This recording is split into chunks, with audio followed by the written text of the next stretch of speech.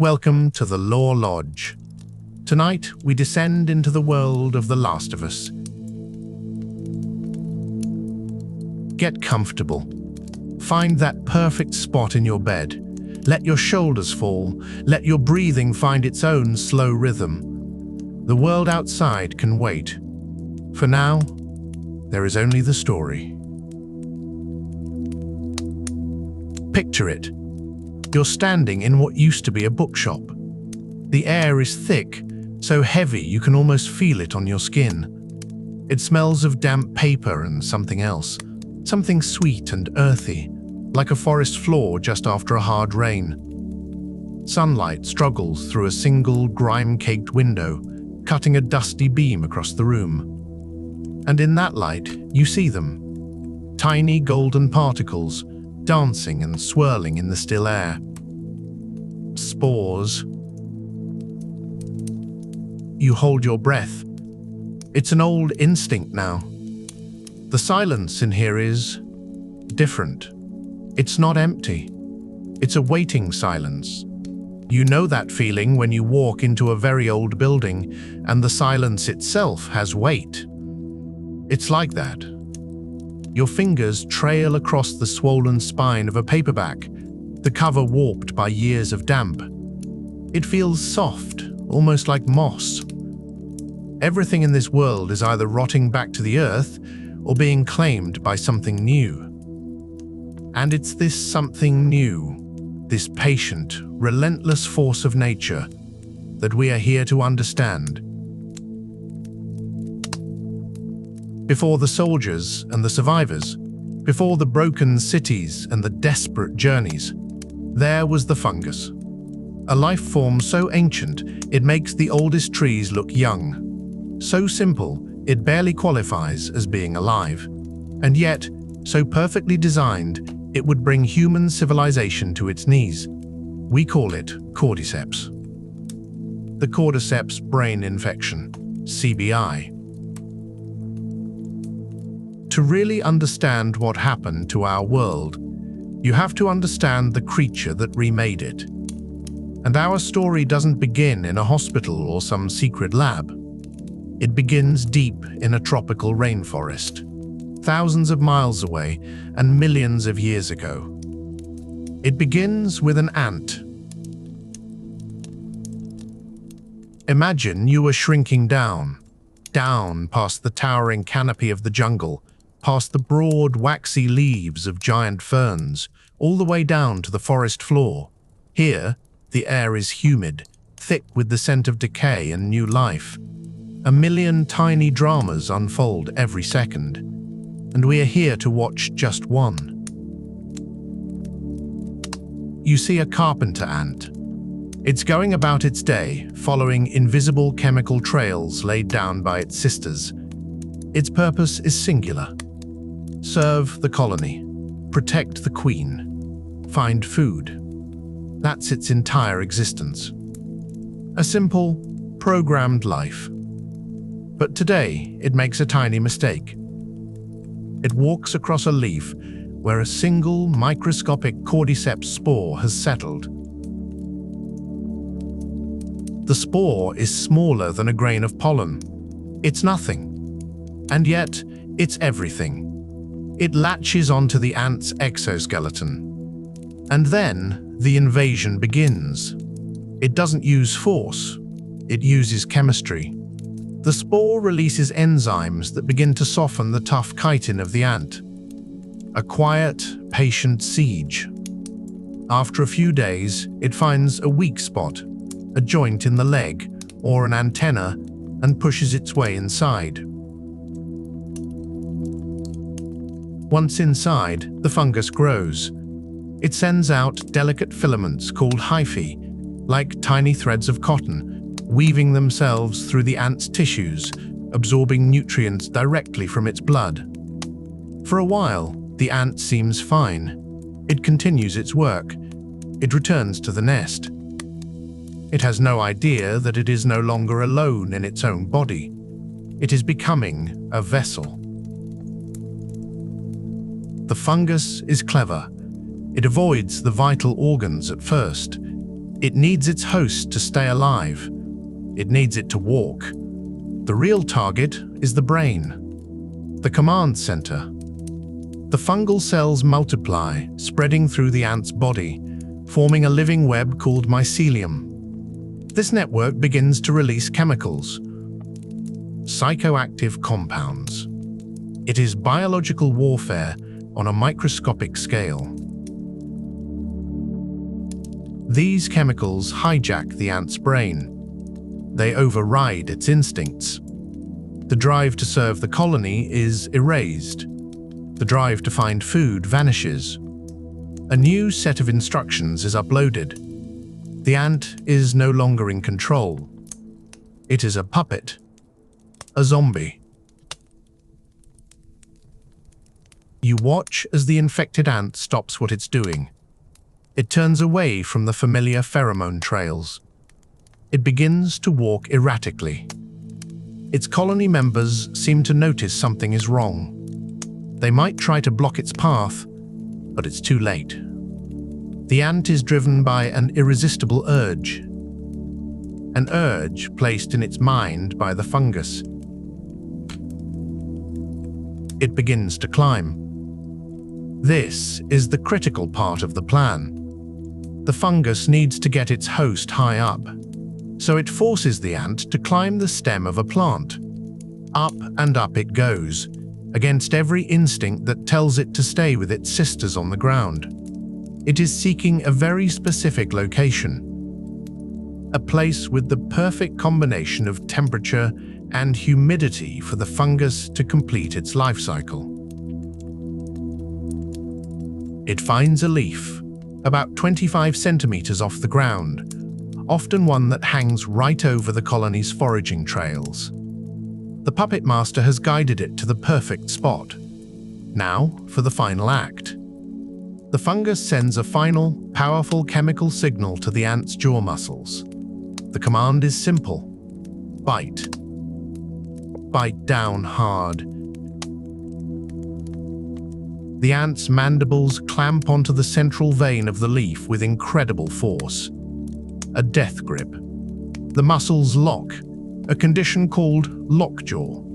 Even after the ant dies, it will not let go. It is now permanently anchored to the spot. Its life's purpose, as far as the fungus is concerned, is complete. The fungus, having no more use for a living host, consumes it from the inside out. It finally devours the brain and all remaining tissues. It has been building its resources for this moment. And then, something extraordinary happens. From the back of the dead ant's head, a stalk begins to grow, a fruiting body. It pushes its way out of the exoskeleton, a strange, alien horn reaching for the sky. This stalk grows over several days. When it is mature, it develops a pod at its tip, filled with millions of new spores. And from its strategic high ground, it releases them.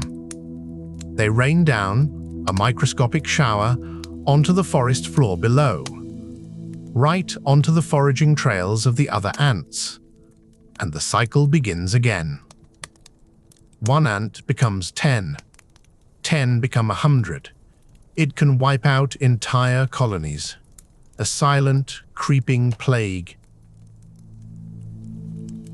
It's a masterpiece of evolution. Horrifying, yes, but you have to admire its ruthless efficiency. The fungus has no brain, no consciousness, no malice. It is simply a machine for making more of itself. It has perfected this strategy over millions of years. This is the real-world cordyceps. Ophiocordyceps unilateralis, to be precise. The zombie ant fungus. For centuries, this was just a biological curiosity. A strange little horror story confined to the insect world. There are thousands of species of cordyceps, each one specialized to a particular insect. Moths, beetles, spiders. None of them could make the leap to mammals. Our body temperature is too high. our immune system's too complex. That was the firewall, the one thing that protected us. But in the world of The Last of Us, the firewall was breached. So what changed? How did this specialized insect pathogen become a global human pandemic? The game doesn't give us one clean answer. It gives us whispers, hints. A newspaper clipping here, a scientist's recording there. The most plausible theory is also the most mundane, and maybe the most terrifying because of it. It wasn't a lab leak. It wasn't bioterrorism. It was our food. You have to imagine the fungus evolving. The world is getting warmer, a few degrees here and there. It doesn't seem like much to us. But for a life form that lives and dies in weeks, those small changes provide immense evolutionary pressure. The fungus is forced to adapt to slightly higher temperatures. Generation after generation, the ones that can tolerate a little more heat are the ones that survive. Slowly, imperceptibly, the fungus raises its thermal tolerance. It inches closer and closer to the 37 degrees Celsius of the human body.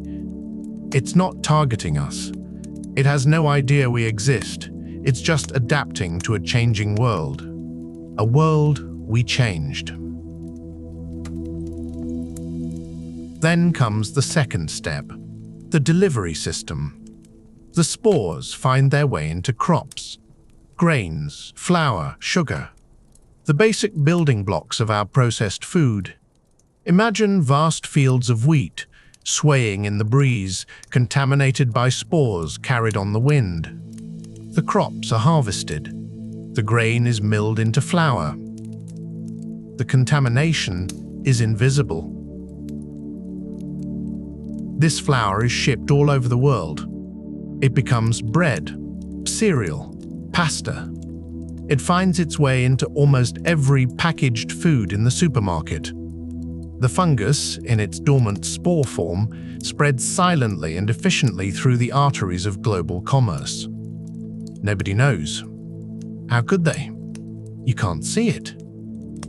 You can't taste it. By the time the first person feels sick, it's already everywhere, in millions of homes, in millions of people. This is the quiet genius of the game's premise. It wasn't an airborne plague you could wear a mask against. It wasn't a waterborne illness you could boil away. It came from the most trusted source, the food on your table. It used our own systems of survival against us. We willingly poisoned ourselves, and we paid the price. Imagine those last few normal days. A Thursday, a Friday. People start feeling unwell. A cough, a headache, a strange irritability. Doctors are baffled. They diagnose a new strain of flu. They prescribe rest and fluids. But the patients don't get better. They get worse. Their movements become jerky. Their speech slurs. They complain of muscle spasms. They seem confused, agitated. There are reports of unprovoked violence. A man bites a police officer. A woman attacks her own family. It's dismissed as hysteria, a new drug on the streets. The media reports on isolated incidents. No one connects the dots, because the idea is simply too insane. The truth is unthinkable, that the people you love are losing their minds, that something is eating away at their consciousness, leaving only a vessel of rage behind. Then comes Outbreak Day, Friday, September 26, 2013. A critical mass is reached. All over the world, within hours of each other, millions of infected people cross a threshold. The fungus has finally reached their brains. It has established control, and it gives them all the same simple instruction it gave the ant. spread. The new instinct isn't to climb, it's to bite, to tear, to pass the fungus on. You're in your home. The television is blaring warnings, martial law. Stay indoors. Do not approach anyone behaving erratically. But it's too late. The chaos is already on your street. You hear screams. The sound of breaking glass. It is the sound of a world ending. The fungus doesn't care about civilization. It's a force of nature, and you can't negotiate with a hurricane. The infection has taken hold. A new world has begun. Now, we have to understand the stages of this new life form. The journey of the infected. It's not a single state of being. It's a progression, a metamorphosis. It all begins with the first stage.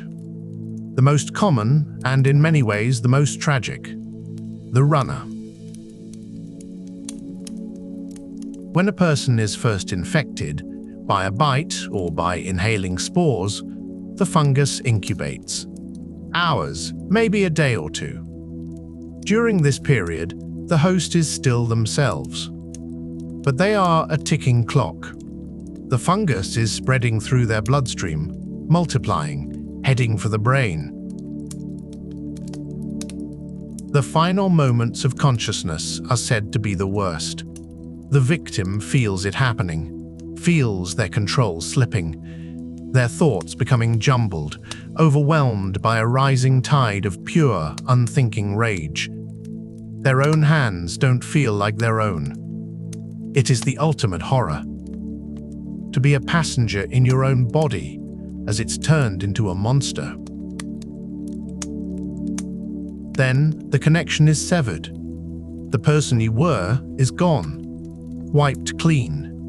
What's left is stage 1, the runner.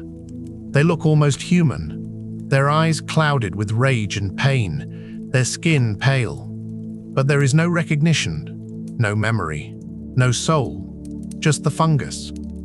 And it's one single overwhelming imperative: spread. They're called runners for a reason. They are fast, frighteningly fast.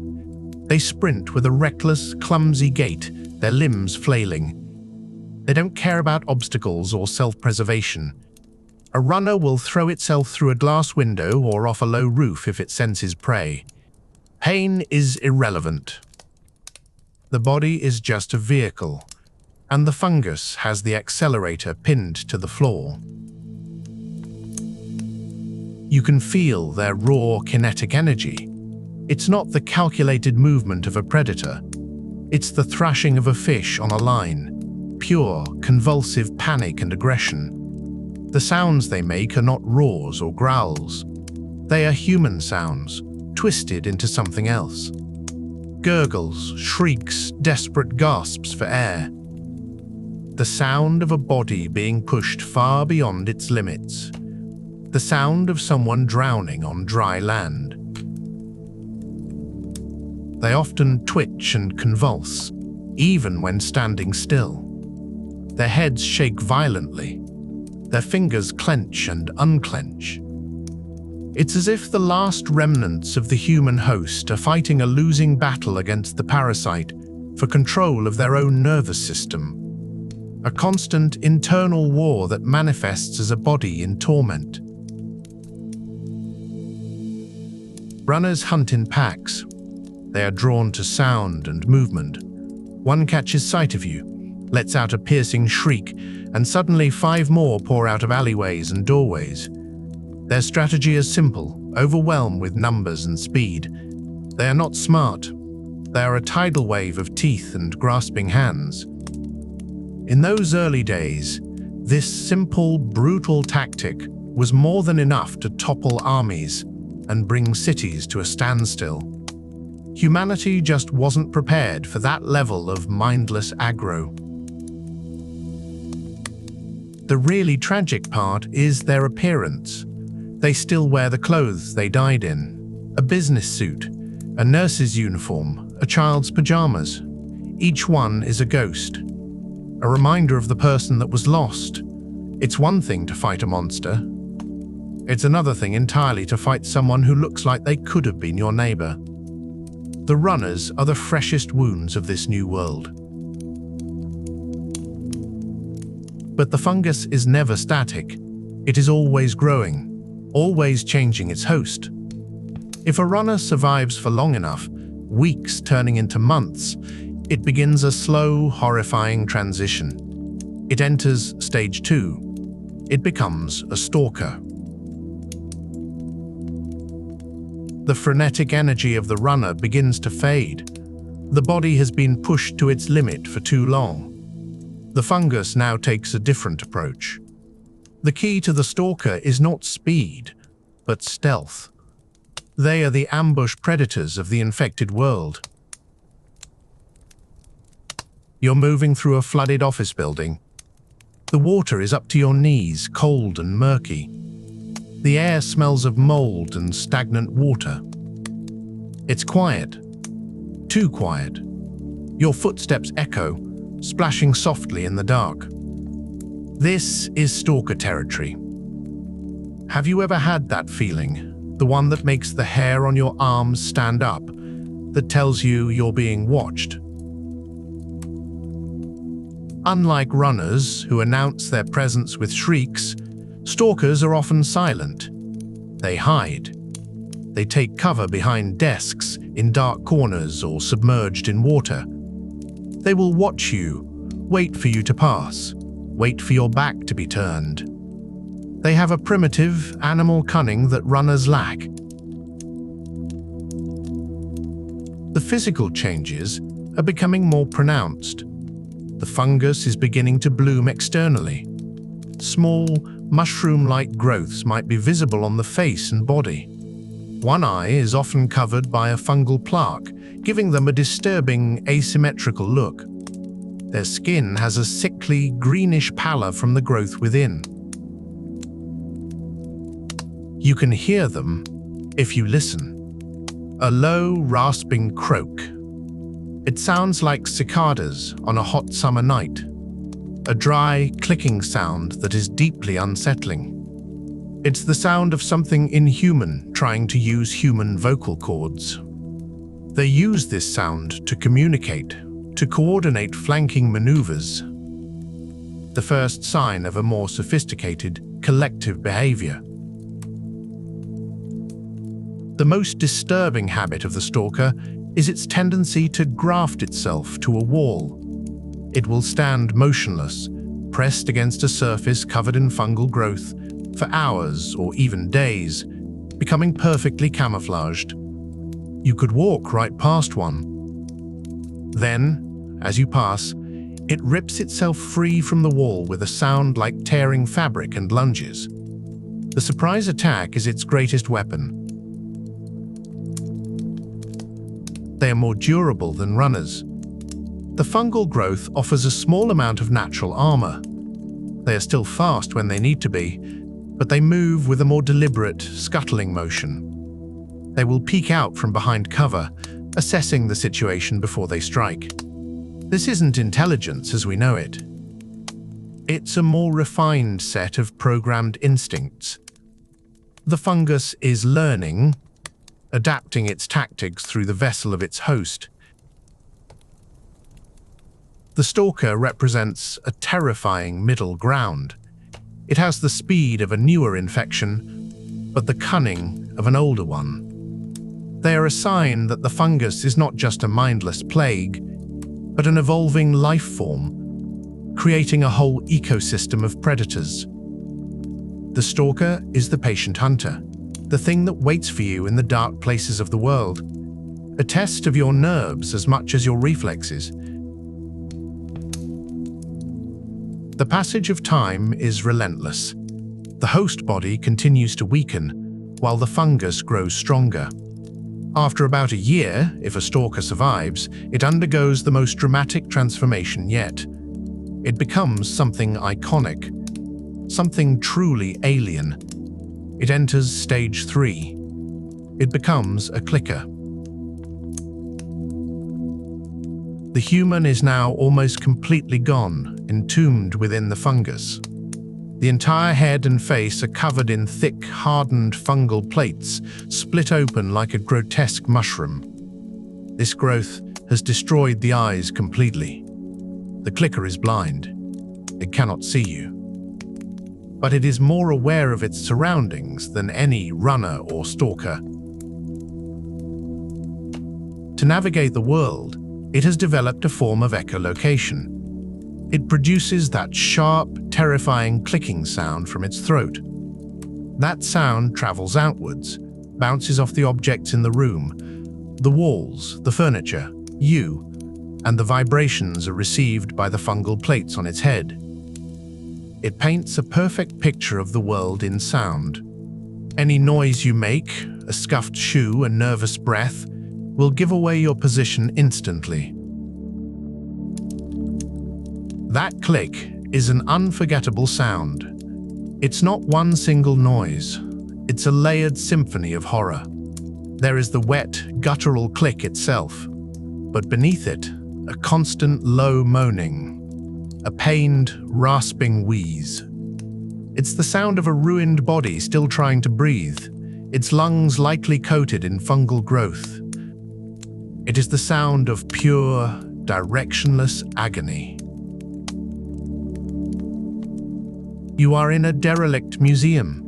Dust motes dance in the slivers of moonlight.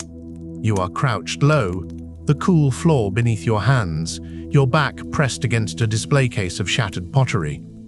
Across the hall, a clicker stands motionless. Its head twitches. Click, click. The sound echoes in the cavernous space. It is mapping the room. You hold your breath, your heart pounding a rhythm against your ribs. You know that if you make a single sound, it will know exactly where you are. The fungal plates that cover its body are not just sensory organs, they are armor. The fungus has calcified, becoming as hard as wood or even bone. A simple strike that would fell a runner might just bounce off a clicker's head. They are incredibly resilient. They are also immensely strong. The fungus has reinforced the host's musculature, allowing for bursts of terrifying brute force. They walk with a slow, shambling gait. They aren't chasing you, they are hunting you, patrolling an area, clicking, listening, waiting. But when they locate a target, that slow shamble disappears. They charge, a straight, unstoppable line. They don't try to grab you. They overpower you, using their weight and strength to pin you down before delivering a single, fatal bite.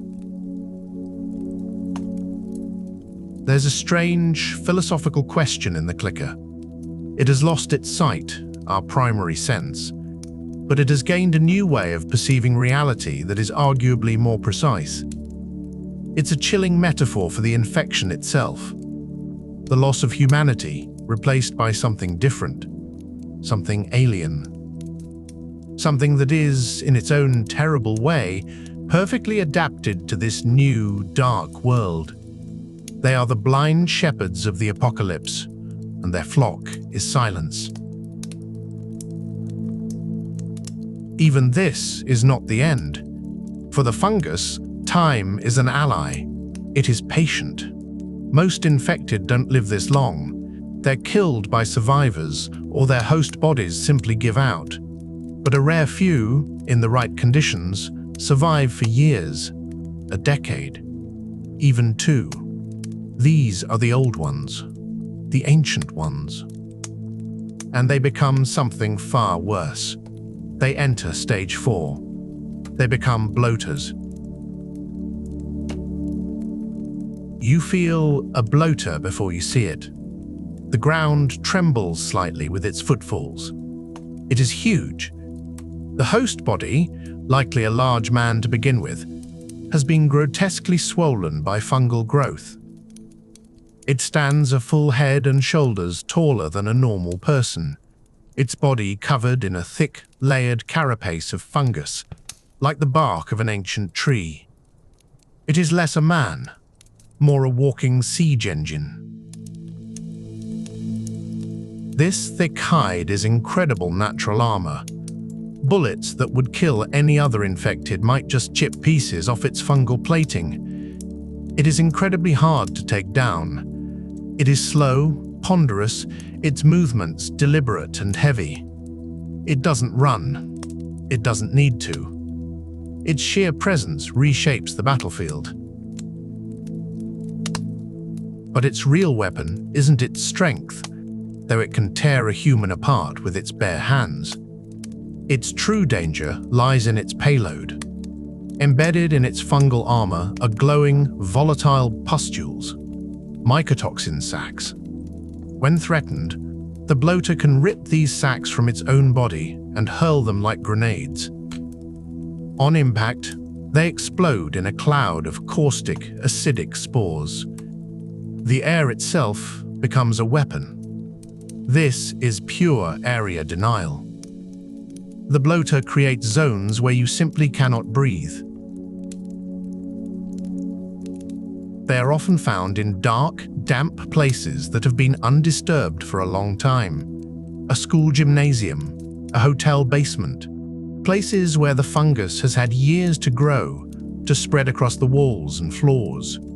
The bloater is the guardian of these nests, the alpha creature. Its guttural roars are deep and resonant, a sound that seems to come from the very earth. It is the sound of nature at its most furious. Then there is its rare cousin, the shambler. Found in the waterlogged environments of the Pacific Northwest, they represent a different evolutionary path. They are similar in size and durability to a bloater, but their attack is different. Instead of throwing projectiles, a shambler charges, and when it gets close, it emits a powerful blast of acidic gas from its body, a corrosive, burning cloud, a walking chemical weapon.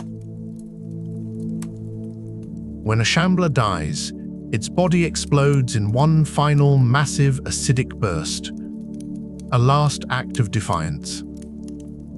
This suggests the fungus has adapted to its environment. In the wet climate of Seattle, throwing dry spore bombs might be less effective. A cloud of acidic vapor, however, works perfectly. It shows, once again, the terrifying adaptability of the cordyceps. These stage 4 infected are not just monsters, they are ecosystems. The final, logical conclusion of the infection. The human host is no longer just a vehicle. It is the soil from which a new life form has grown. They are the old gods of this new world. Terrifying, powerful, and a testament to the relentless, patient power of the fungus. For a long time, we thought the bloater was the final stage, the end of the line. But in the waterlogged sublevels of a Seattle hospital, survivors discovered something new, something that shouldn't exist, an anomaly, a nightmare given form, the Rat King. Imagine the perfect storm. The hospital at ground zero of the Seattle outbreak. Dozens, perhaps hundreds of people infected at the same time, in the same confined space. Trapped in the darkness of the hospital's lower levels for 20 years. A dark, damp, nutrient-rich environment. The fungus had everything it needed. What happened down there wasn't a normal progression. Under immense pressure, and with a high density of infected hosts, the fungus did something unprecedented. It fused them together. Multiple infected individuals, stalkers, clickers, maybe even a bloater, were merged into a single, writhing superorganism. It is not one creature. It is a colony, a gestalt entity, bound together by a single, massive fungal growth. Its form defies easy description. A tangled mass of limbs and torsos, multiple heads screaming from its body. It moves with a sickening, lurching gait, the combined strength of several hosts propelling it forward. It is the size of a small car, and it smashes through concrete walls as if they were paper. It is the physical embodiment of a panic attack. The Rat King is so named for a real-world phenomenon, where rats are found with their tails tangled and fused together. This creature is the same principle applied to the infected, a biological accident, a 1 in a billion horror. But it demonstrates the terrifying potential of the fungus. It's not just an infection, it's a building material. It can deconstruct and reconstruct life into new, horrifying configurations. During its fight, it can even break apart. A fully formed stalker can tear itself free from the main body and attack independently. The superorganism can shed parts of itself to better hunt its prey. It is a walking, screaming, multi-headed lesson in the boundless, terrifying creativity of nature unchecked. And what does it all mean? What is the purpose of this long, horrifying life cycle? From the runner to the Rat King. From the fungus's perspective, it is all just a means to an end. Because when an infected finally dies, when it can no longer move, the final stage begins. The host body becomes the soil. It sprouts fungal growths which release spores into the air. The cycle completes itself. The entire purpose of the infected is to walk the spores to a new location and then become a garden to spread them further. You see it everywhere in this world. The strange, terrible beauty of the fungus. Tendrils of it creeping up the sides of skyscrapers. Delicate, mushroom-like shelves growing from the walls of a nursery. The air in entire city districts shimmering with spores. It is a world being terraformed. Remade in the image of the cordyceps. The fungus is not just killing humanity, it is replacing it. And so, we are left with a quiet, contemplative thought. The fungus has no malice, no grand plan to destroy mankind.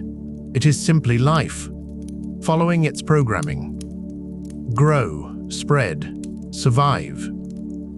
In a way, it is more successful than we ever were. It has achieved a global consciousness, a single network connecting all its parts. The infected are not individuals.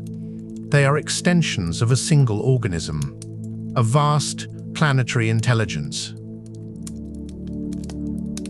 We see them as monsters because they destroyed our world. But perhaps from a different perspective, they are pioneers. The first children of a new Earth. An Earth that belongs not to mankind, but to the patient, relentless, and eternal fungus. It was here long before us, and it will be here long after we are gone. A silent, creeping empire of rot and rebirth. The air in the bookshop is still thick with spores. They catch the light, a swirling galaxy in miniature. They are the seeds of the new world, and they are waiting, patiently, for the next breath, for the next host, for the cycle to continue, forever. Let the world outside away.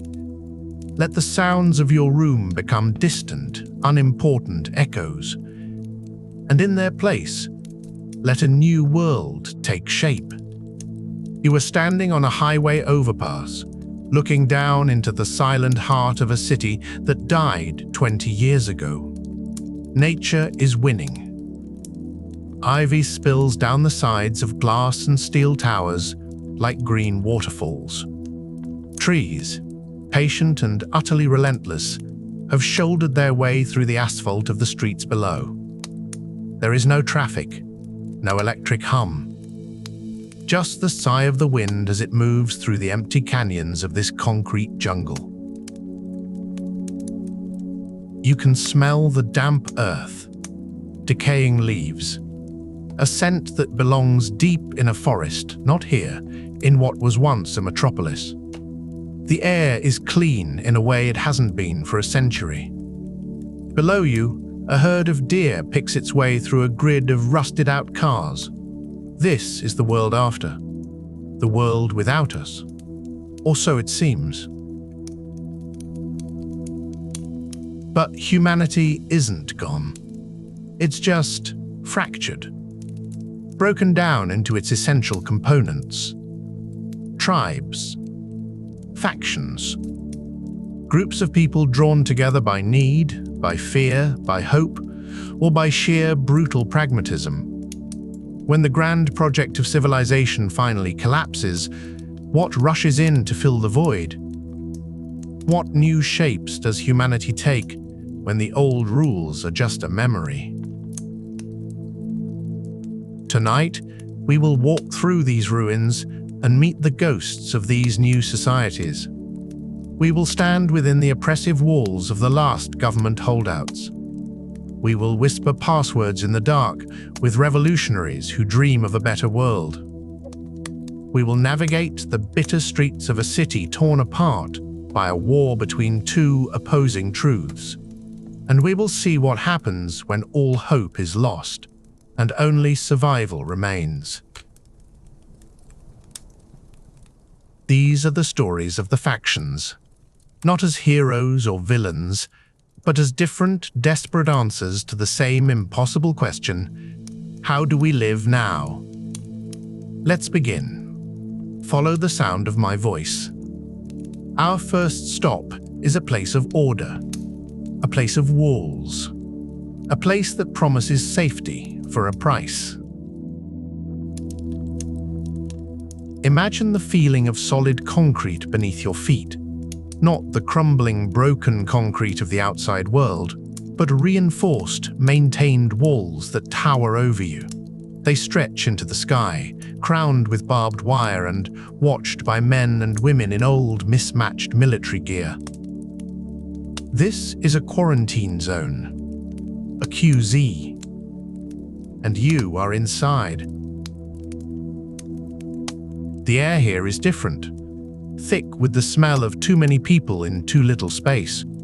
The scent of boiled cabbage, damp fabric and antiseptic.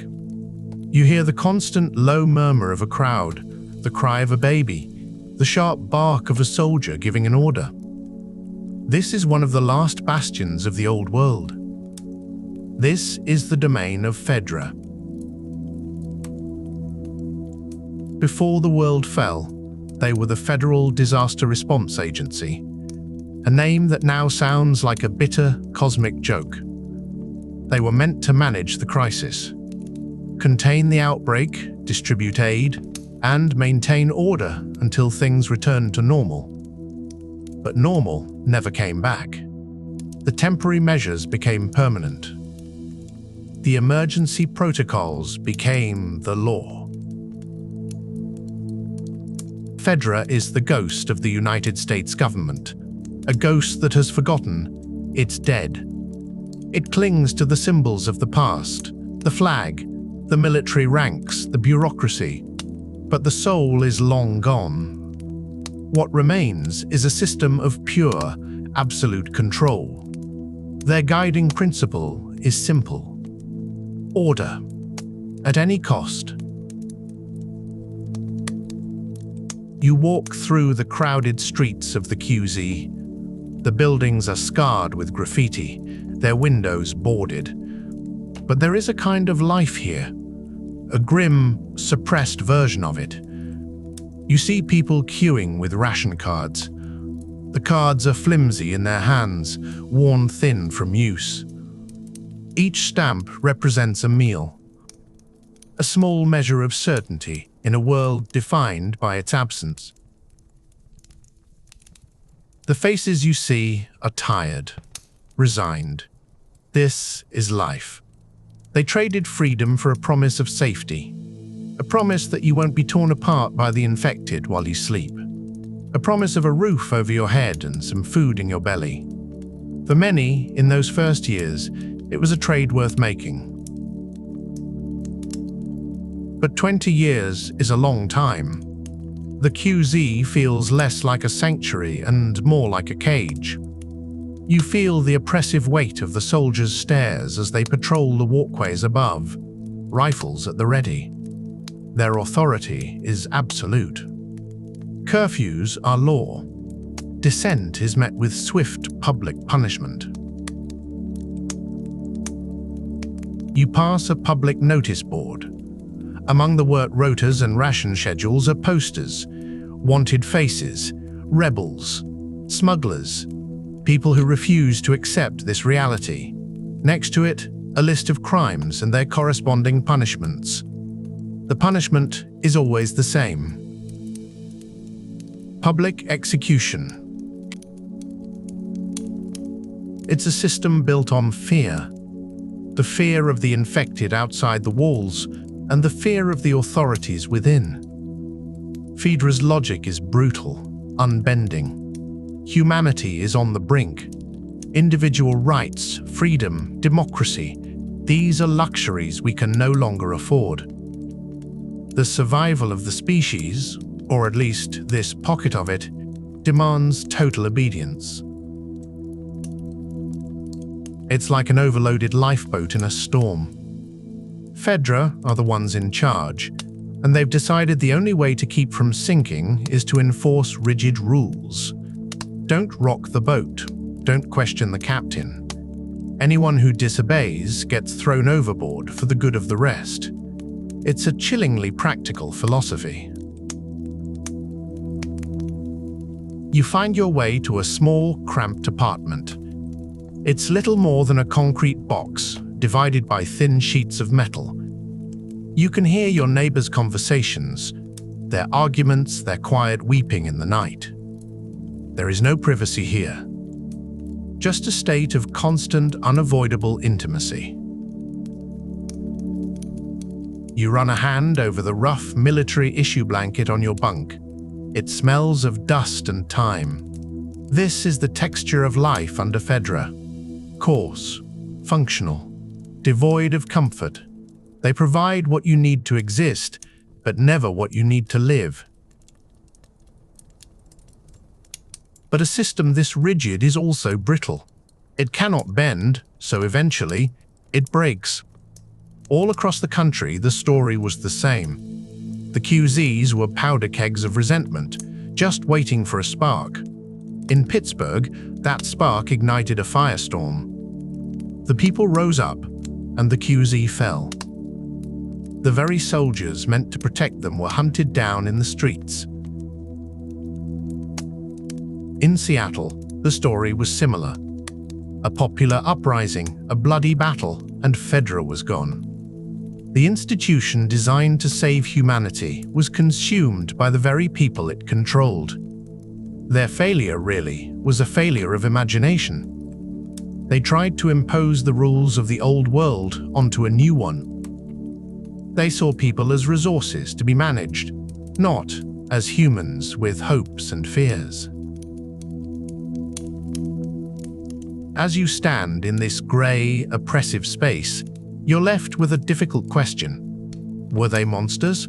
Or just people doing an impossible job, making terrible choices because they saw no other way? They were the last echo of a world that believed in control. An echo that was finally, inevitably, silenced. Phaedra was a necessary evil, perhaps. A tourniquet applied to a mortal wound. But a tourniquet left on too long kills the limb it was meant to save. And for 20 years, Phaedra squeezed the life out of humanity, all in the name of saving it. Now, leave the grey walls of the QZ behind. Step back into the ruins. But this time, you are not alone. You're meeting someone in the shadows of a crumbling underpass. The air is damp and cool, carrying the smell of moss and stagnant water. You hear a signal, a soft bird call that is just a little too perfect. You repeat it. A figure emerges from the darkness. No uniform, just worn, practical clothes. But on their arm is a band, and on a nearby wall, you see it spray-painted. A stylized insect, its body glowing with a faint, hopeful light. The firefly. You have found the rebels. The fireflies were the antithesis of Fedra. Where Fedra offered grim survival, the fireflies offered a dangerous hope. Where Fedra demanded obedience, the fireflies demanded belief. They were a movement born from the ashes, a coalition of militias and idealists who refused to accept that this walled-in existence was the best humanity could do. Their creed was simple, scrawled on walls in every city they passed through: look for the light. It was a promise, a belief that the world could be restored, not just survival, but a future. They were fighting for democracy, freedom, and most importantly, a cure. The cure was the heart of their religion, the tangible proof that their fight wasn't in vain. You follow your contact through a maze of dark tunnels. The only light is the flickering beam of their torch, dancing across damp brickwork. The atmosphere is one of secrecy, of conspiracy, a life lived in the margins, between the cracks of Fedra's control. It's a life of constant risk. But there's an energy here that was absent in the QZ, a spark. You arrive at a small, hidden encampment. A handful of people are gathered around a fire in a rusty oil drum. The light catches their faces. They are young, old, from all walks of life, united by a shared dream. The air smells of wood smoke and a kind of fierce, determined optimism. At their head was Marlene, leader of the Fireflies, or what was left of them. She wasn't some wide-eyed dreamer. She was a pragmatist who understood the brutal calculus of revolution. She knew that hope was a weapon, but also a terribly heavy burden to carry. Marlene's journey embodied the central conflict of the Fireflies. Their goal was noble, beautiful even, to save humanity. But the path to that beautiful goal was paved with ugly choices. To fight Fedra, they had to become ruthless, willing to sacrifice lives for the greater good.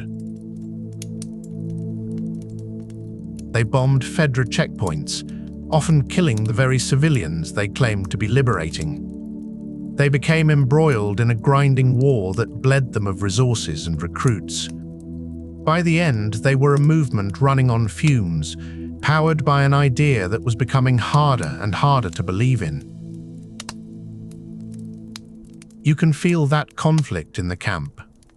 The hope is real, but it's edged with desperation. They talk about a future with elected governments, with schools, with music. But their hands are calloused from holding weapons, and their eyes are shadowed with loss. They are trying to build a new world with the bloody tools of the old one. Their search for a cure was the ultimate expression of this contradiction. It was a scientific quest, but it was also a matter of faith. It was the one thing that made all the sacrifice worthwhile. The idea that one immune girl could be the key to saving everyone. But think about the weight of that, the pressure on that one single hope. The Fireflies had staked their entire existence on it. When they finally had it within their grasp, in that Salt Lake City hospital, they faced an impossible choice: to create the vaccine, They had to sacrifice the life of a child. It was the final, tragic test of their philosophy. Does the good of the many truly outweigh the life of the few? The Fireflies, under Marlene's weary leadership, answered yes. It was a logical, utilitarian decision. Brutal, heartbreaking, and, from their perspective, necessary. They were willing to sacrifice their own humanity to achieve their goal. But they never got the chance. Joel's intervention destroyed their hope, scattered their members, and effectively ended the Fireflies as a major force. Their light, which had flickered for so long, was finally extinguished. They were a movement, built on a single, beautiful dream. And when that dream died, the movement died with it. As you sit by their dwindling fire, you reflect on their legacy. The Fireflies prove that hope isn't enough. An idea, no matter how noble, can curdle if the methods are too monstrous. They wanted to save the world, but became so focused on the destination they lost their way. A tragic, beautiful failure. A reminder that looking for the light is easy. Navigating the darkness to reach it is the hardest part. Let's leave the ghosts of Fedra and the Fireflies behind. Our journey takes us north, to the rain-soaked streets of Seattle. This is a city that tells a different story, not of an old power and its challenges, but of what happens next. What grows in the space left behind when both the government and the revolutionaries are gone. Imagine standing in the stands of a massive, repurposed sports stadium. Where tens of thousands once watched games, a new society has taken root. The pitch is now farmland. The luxury boxes are living quarters. The concourses are bustling markets. This is the home of the Washington Liberation Front, the WLF, or, as their enemies call them, the Wolves. You can feel the energy of the place. It's organized, efficient. It's a society that works. You see children playing, people training in combat drills, others tending to crops. There is a sense of purpose here, of community. The WLF are the children of the Seattle Rebellion. They overthrew Fedra and built something new in its place. Their leader is a man named Isaac. He was there during the uprising. He saw Fedra's brutality firsthand, and it forged him into a hard, pragmatic leader. The WLF's philosophy is a direct reflection of that. There are no grand dreams of saving the world here. Their world is Seattle. Their goal is to protect it, hold it, and provide a stable life for their people. Simple as that. It is, in many ways, a military society. Life is regimented. Everyone has a job, a role to play. You're a soldier, a farmer, a medic, a teacher. The community provides for you, and you serve the community. It's a secular, practical approach to survival. Build walls, stockpile resources, and train relentlessly to defend what you've built. You walk through their armory. The rows of clean, well-maintained weapons are impressive. The WLF are a formidable fighting force. They have vehicles, patrol routes, a clear chain of command. They are everything the Fireflies were not: organized, disciplined, and focused. In a strange way, they are the successful version of what Fedra tried to be, just without the baggage of the old world. But there is a darkness here too, a paranoia that seeps into everything. The WLF's strength is also their greatest weakness. They see threats everywhere. Their worldview is defined by us's versus them. And in Seattle, them has a name: the Seraphites.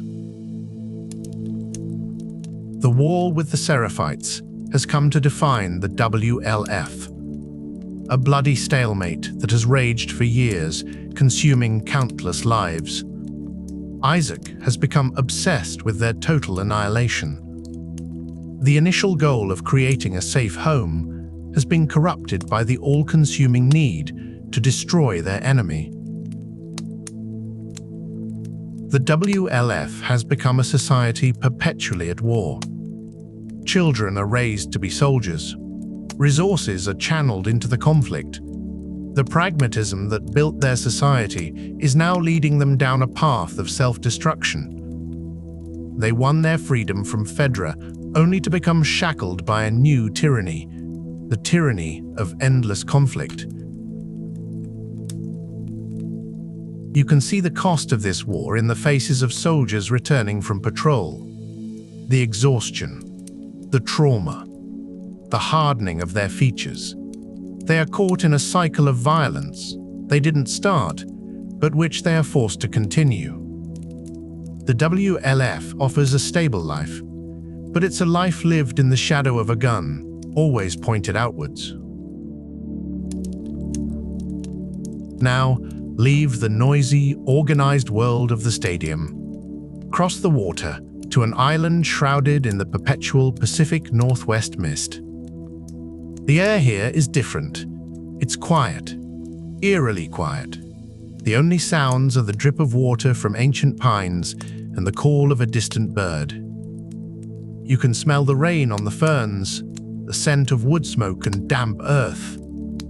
This is the land of the Seraphites.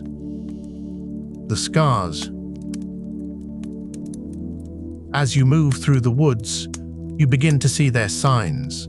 Strange symbols carved into trees, corn dollies and wooden chimes hanging from branches, turning slowly in the breeze. There are no loud voices. Instead, you hear a series of sharp, melodic whistles, a secret language to communicate across the dense forest. It is a sound both beautiful and deeply unsettling. The Seraphites are the other half of Seattle's broken soul. If the WLF are a society of secular, military order, the Seraphites are a society of fundamentalist faith. They were founded by a woman, a prophet, who had a vision of a new way of life. She taught that the infection was a punishment, a cleansing fire sent to burn away the sins of the old world. The world of technology, of greed, of cities. Her message was one of a return to nature, a simpler life. To follow her was to reject everything the old world stood for. You see this in how they live. No electricity, no modern tech. They live in small, self-sufficient communes built from the forest itself. They farm, they hunt, they live by the seasons. You come across one of their settlements, a village of simple wooden longhouses nestled in a clearing. There's a profound sense of peace here, a harmony with nature that was absent everywhere else. You see people tending crops, mending fishing nets, teaching their children. Their life is hard, but it has a meaning, a spiritual center that the WLF lacks. But, like the WLF, there is a deep darkness here. The prophet is long dead, and in her absence, her message of peace has been twisted. It has become a doctrine of hate, of xenophobia, of brutal, unforgiving judgment. Their faith has become a weapon.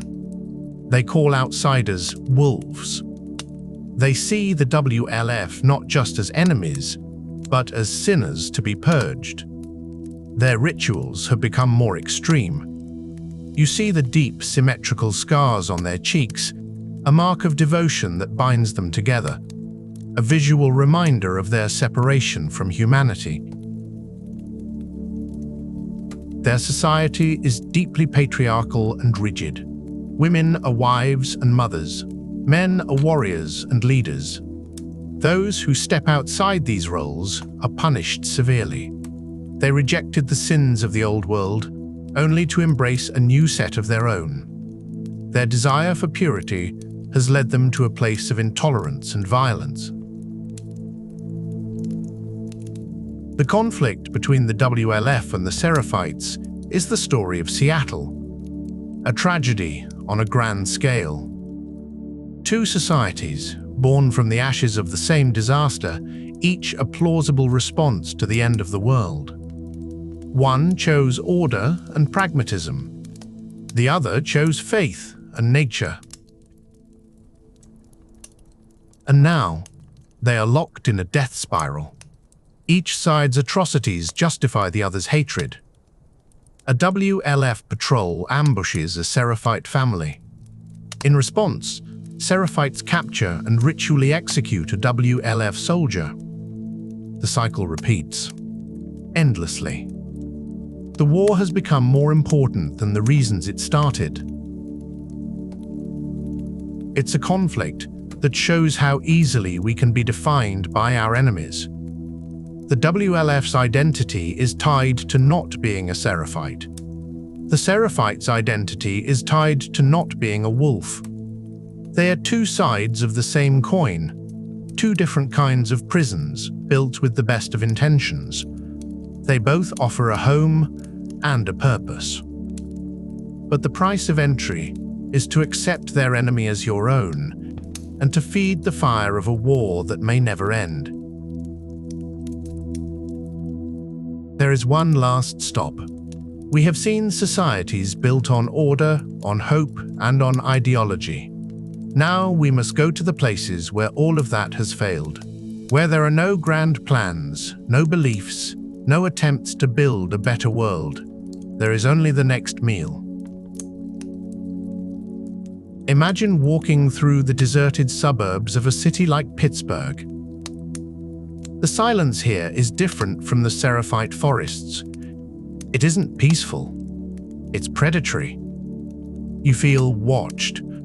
The houses are empty, doors hanging open, but you sense movement in the shadows. You see a plank of wood on the ground with a tripwire attached, a simple, effective trap. Further on, cars have been arranged to create a bottleneck, a perfect ambush point. This is the territory of the hunters. The hunters are not a society, they're a pack. They are what happens when people decide that the only way to survive is to prey on others. They have no long-term goals. They don't farm, they don't build. They wait for other survivors to wander into their territory. And then they take everything. Food, supplies, lives. Their philosophy is the simplest of all, you or me. And it's always going to be me. They are the logical conclusion of a world without rules, a dark reflection of a survivor like Joel. They have suffered, and it has stripped away everything but the raw instinct to survive, no matter the cost to anyone else. There is no honor here, no loyalty beyond the immediate needs of the pack. They will turn on each other in a heartbeat. They are humanity reduced to its most basic, animalistic state. A terrifying reminder that the infected are not the only monsters in this world. Sometimes, the most dangerous thing you can meet is another person. But there is one step further down this dark road. One final taboo. Our journey ends in a small, snowbound town in the mountains, a place called Silver Lake. Here, a group of survivors has gathered under a man named David. On the surface, it seems almost idyllic. The people are polite. They are well-fed, even in the depths of a harsh winter. There is a church, a sense of community. David is charismatic, a teacher, a protector. But you feel a deep, gnawing wrongness here. Something is profoundly out of place. The terrible secret of this community is that they have crossed the final line. They have embraced cannibalism as a means of survival. They are not just hunters of travelers, they are herders of them. They lure people in with promises of safety, only for them to become the next meal. This group represents the complete collapse of human morality. It is not just about survival anymore. It's about a new, horrifying way of life. David and his followers have rationalized the monstrous. They have built a society around it. They have turned the ultimate act of desperation into a sustainable, organized system. The politeness, the sense of order, is what makes it so chilling. It's the normalization of the unthinkable. David's group isn't a pack of snarling animals. They are calm, rational people who have made a choice. They have looked into the abyss and decided to make it their home.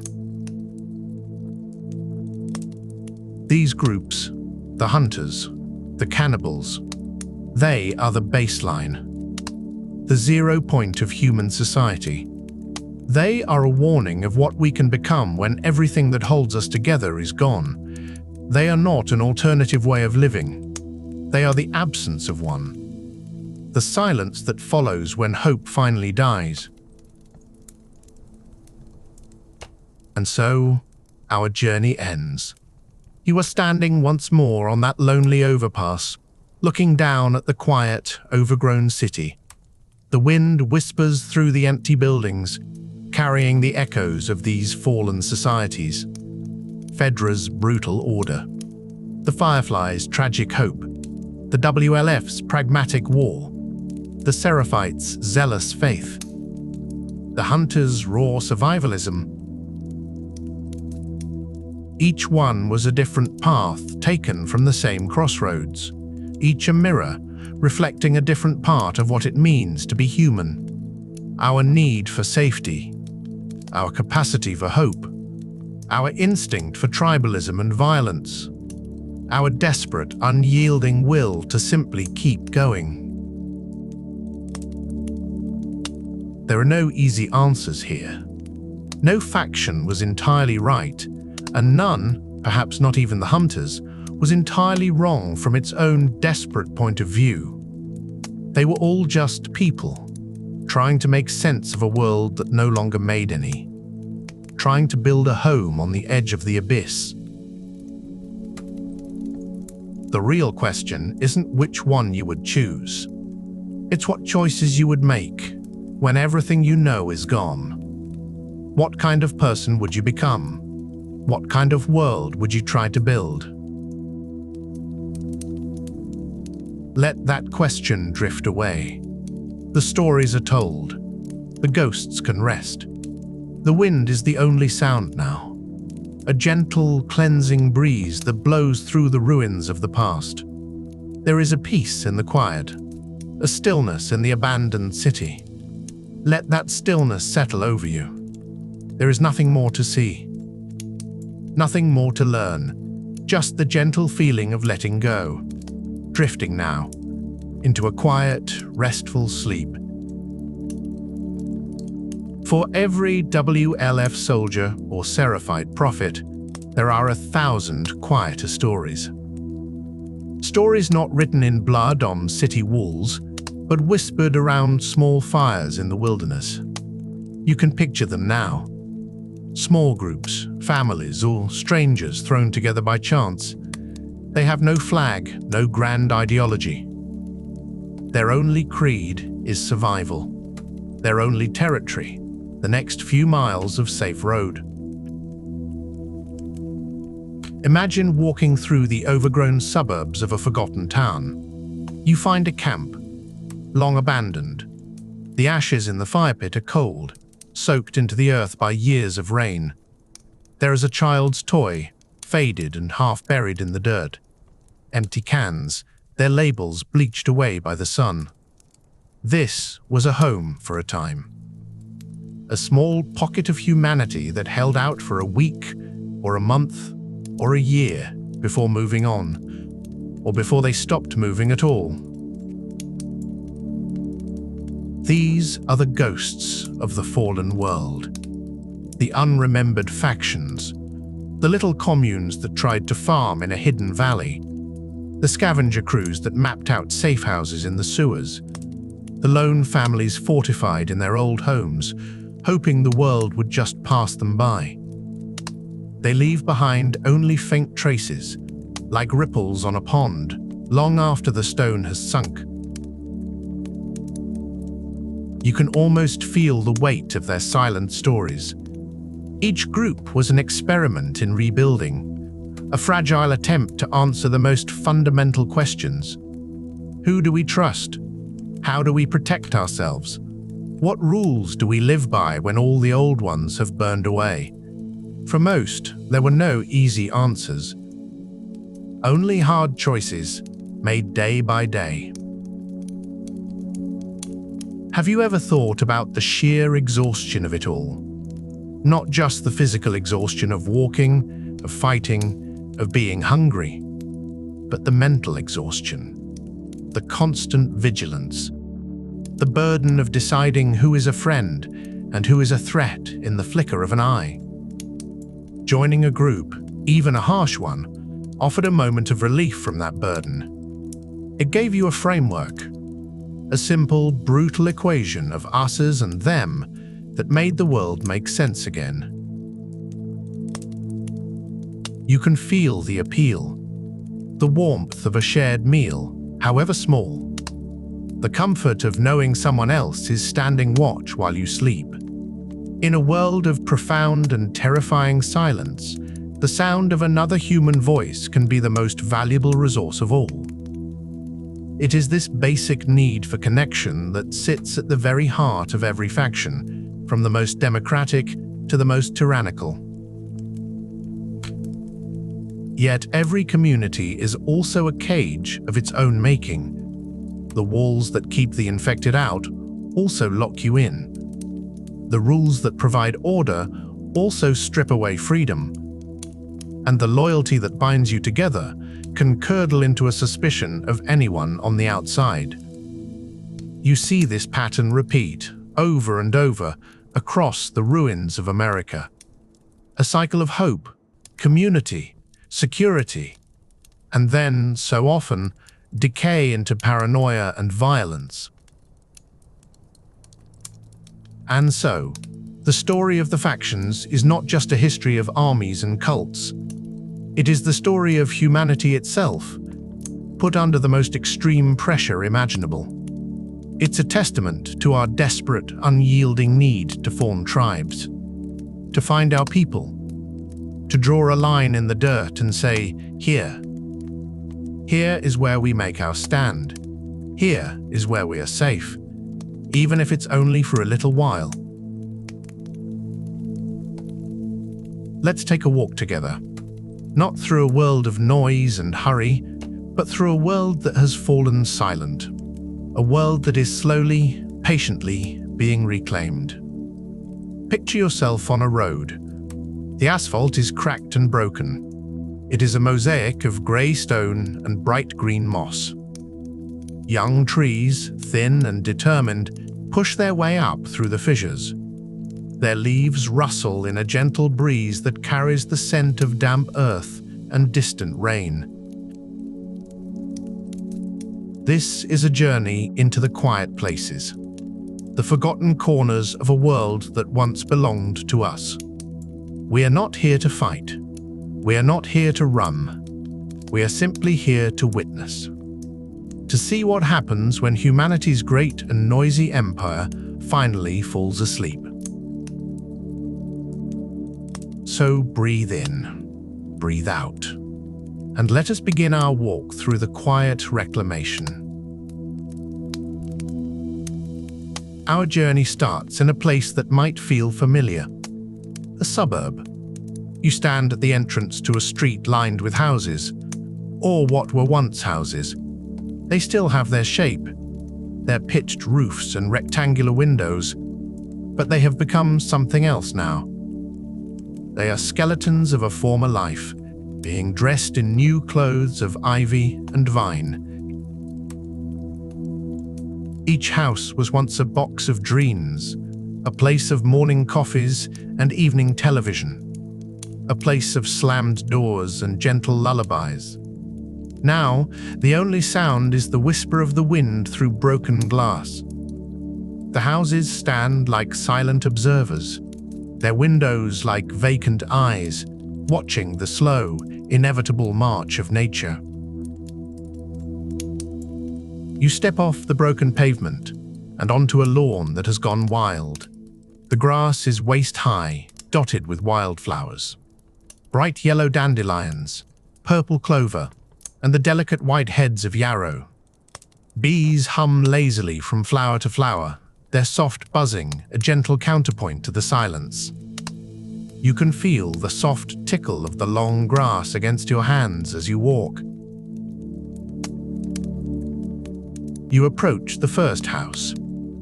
The front door hangs open on a single rusted hinge. It groans softly as the breeze catches it. It sounds like a long, slow sigh. You pause on the threshold, looking in. The air inside is thick with the smell of decay. A sweet, earthy scent of damp plaster, rotting wood, and the rich perfume of mold. Sunlight streams through a grimy window, cutting a sharp beam through the dusty air. You can see millions of tiny dust motes dancing in the light. They swirl and drift like a silent miniature galaxy. It is beautiful in its own strange way.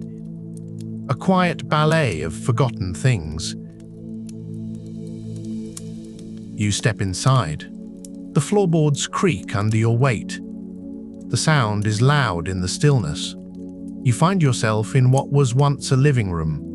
The sofa sits against one wall, its floral patterned fabric now a canvas for shades of green and grey mold. Its springs have burst through the cushions, like strange metal bones. A small sapling is growing up through the floorboards in the corner of the room. It reaches for the light from the window, its small, tender leaves a vibrant green against the gloom. It is a tiny, powerful symbol of life's persistence, a testament to the idea that even in the deepest silence, something is always growing. On a small table beside the sofa, a coffee mug lies on its side. A faded picture of a cartoon cat smiles up from its surface. Next to it, a book is splayed open, its pages swollen and warped by years of damp. The ink has run, turning the words into illegible watercolor paintings. You can almost feel the texture of the damp paper, soft and fragile, ready to crumble at the slightest touch. These are the ghosts of this world, not spirits, but the quiet echoes of ordinary life. A forgotten cup. An unread book. Each object tells a tiny story of a moment interrupted, a life paused and never resumed. There is a profound sadness here, but it is a gentle sadness. Like the feeling of looking at a very old photograph. You move through the house, a quiet explorer in a lost world. The kitchen is a landscape of rust and ruin. The metal sink is stained, a deep, earthy orange. A tap hangs downwards, and from its tip, a single drop of water gathers, hesitates, and falls. The sound echoes in the small room. Drip. A tiny, rhythmic heartbeat in the body of the dead house. Climbing the stairs, you hold the banister carefully. The wood is soft and spongy with rot. Upstairs, the bedrooms tell more stories. In one, a child's room, faded dinosaur wallpaper peels from the walls in long, curling strips. A small wooden train lies on the floor, half buried in a carpet of fallen plaster and dust. It is a scene of perfect, undisturbed stillness. As if the occupants simply vanished one afternoon, and the world has been holding its breath ever since. The roof has collapsed in one corner of the master bedroom, creating a gaping hole to the sky. Rain and sun have poured in for years. A thick carpet of moss, impossibly green, covers the floor in this corner. It looks softer than any man-made rug. Ferns grow from the moss, their delicate fronds unfurling in the dappled light. It is a secret garden, thriving in a place of decay. You can feel the change in the air here. It is fresher, cleaner. You can smell the rain-washed leaves of the trees outside, a scent that mingles with the indoor smells of dust and damp. It is the smell of the outside world coming in. Not as an intruder, but as a patient caretaker, slowly tidying away a world that is no longer needed. You look out of the broken window, down at the street below. From this vantage point, you can see the whole neighborhood. A row of silent, green-furred houses. A car, parked at the curb 2 decades ago, is now just a metal shell with a tree growing through its engine. Its red paint is almost completely obscured by rust and lichen. There is no sign of human life, no movement, no sound, except for the wind and the birds. A flock of sparrows takes flight from the roof of the house opposite. They're chirping a sudden, cheerful burst of noise that quickly fades. You realize that this world is not empty. It is just empty of us. It is full of other kinds of life. Quieter kinds, more patient kinds. It is a sobering thought, but not a frightening one. There is a peace in this realization. The world does not need our noise. It does not miss our hurry. It is breathing a long, slow sigh of relief. And in that breath, new things are being born. Leaving the suburbs behind, we journey deeper, into the heart of what was once the great beast, the city. Imagine you are standing at the edge of a great urban canyon. What was once a 4-lane motorway is now a shallow, slow-moving river. The water is surprisingly clear. You can see the white lines of the road markings shimmering on the riverbed below. Sunlight glints off the water's surface, reflecting dancing patterns of light onto the faces of the buildings that tower on either side. These skyscrapers, once symbols of power and commerce, have become something else. Green cliffs, vertical forests. Ivy, thick as a man's arm, cloaks their concrete and glass facades. It winds its way upwards, floor by floor, a relentless green tide.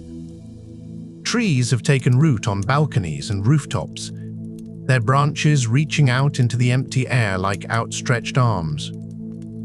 From a distance, the city skyline looks less like a work of man and more like a strange, geometric mountain range. The air here smells different. It is the scent of wet stone, of algae, and of the rich, dark soil that has collected in every crack and crevice. There is a constant, gentle sound. The murmur of the water flowing down the street, and the whisper of the wind as it funnels between the tall buildings. It sounds like the city is breathing, a slow, deep, regular breath. You see a bridge in the distance, or what is left of one. a great steel suspension bridge that once carried thousands of cars a day. Now, its back is broken. The central span has collapsed into the water below, creating a dam of twisted metal and rubble. The two remaining towers stand like ancient stone monoliths, their mighty cables draped with hanging vines. It is a monument to impermanence, a reminder that even our grandest creations are temporary. We build with steel and concrete, thinking we are building for eternity. But nature builds with water and seeds and time always wins. You find a way inside one of the smaller buildings, an old coffee shop. The sign above the door is still there, its cheerful logo faded and peeling. Inside, it is dark and cool. The air is still. The metal chairs and tables are exactly where they were left. On the counter, a row of ceramic mugs is coated in a thick layer of grey dust. You run a finger through it, leaving a clean line. The dust is soft and fine, like silk. A menu board still hangs on the wall, its chalk-written specials now faint, ghostly messages from a lost world. Soup of the day, tomato. A simple, mundane detail that feels impossibly poignant. It speaks of a time of routine, of normalcy. A time when the biggest decision of the day might have been what soup to have for lunch. Behind the counter, a complex ecosystem is at play. A puddle of stagnant water on the floor is a universe of its own. Bright green algae blooms on its surface. In a pile of damp, discarded coffee grounds, a forest of tiny, delicate mushrooms has sprouted. Their white caps look like a cluster of pearls in the gloom. This is the reclamation in miniature. Life finds a way, not in a dramatic, explosive sense, but in a quiet, persistent, methodical way. It finds the damp corners, the forgotten places, the little pockets of opportunity, and it sets up a home. It is a process that is happening all over the city, in millions of unseen places.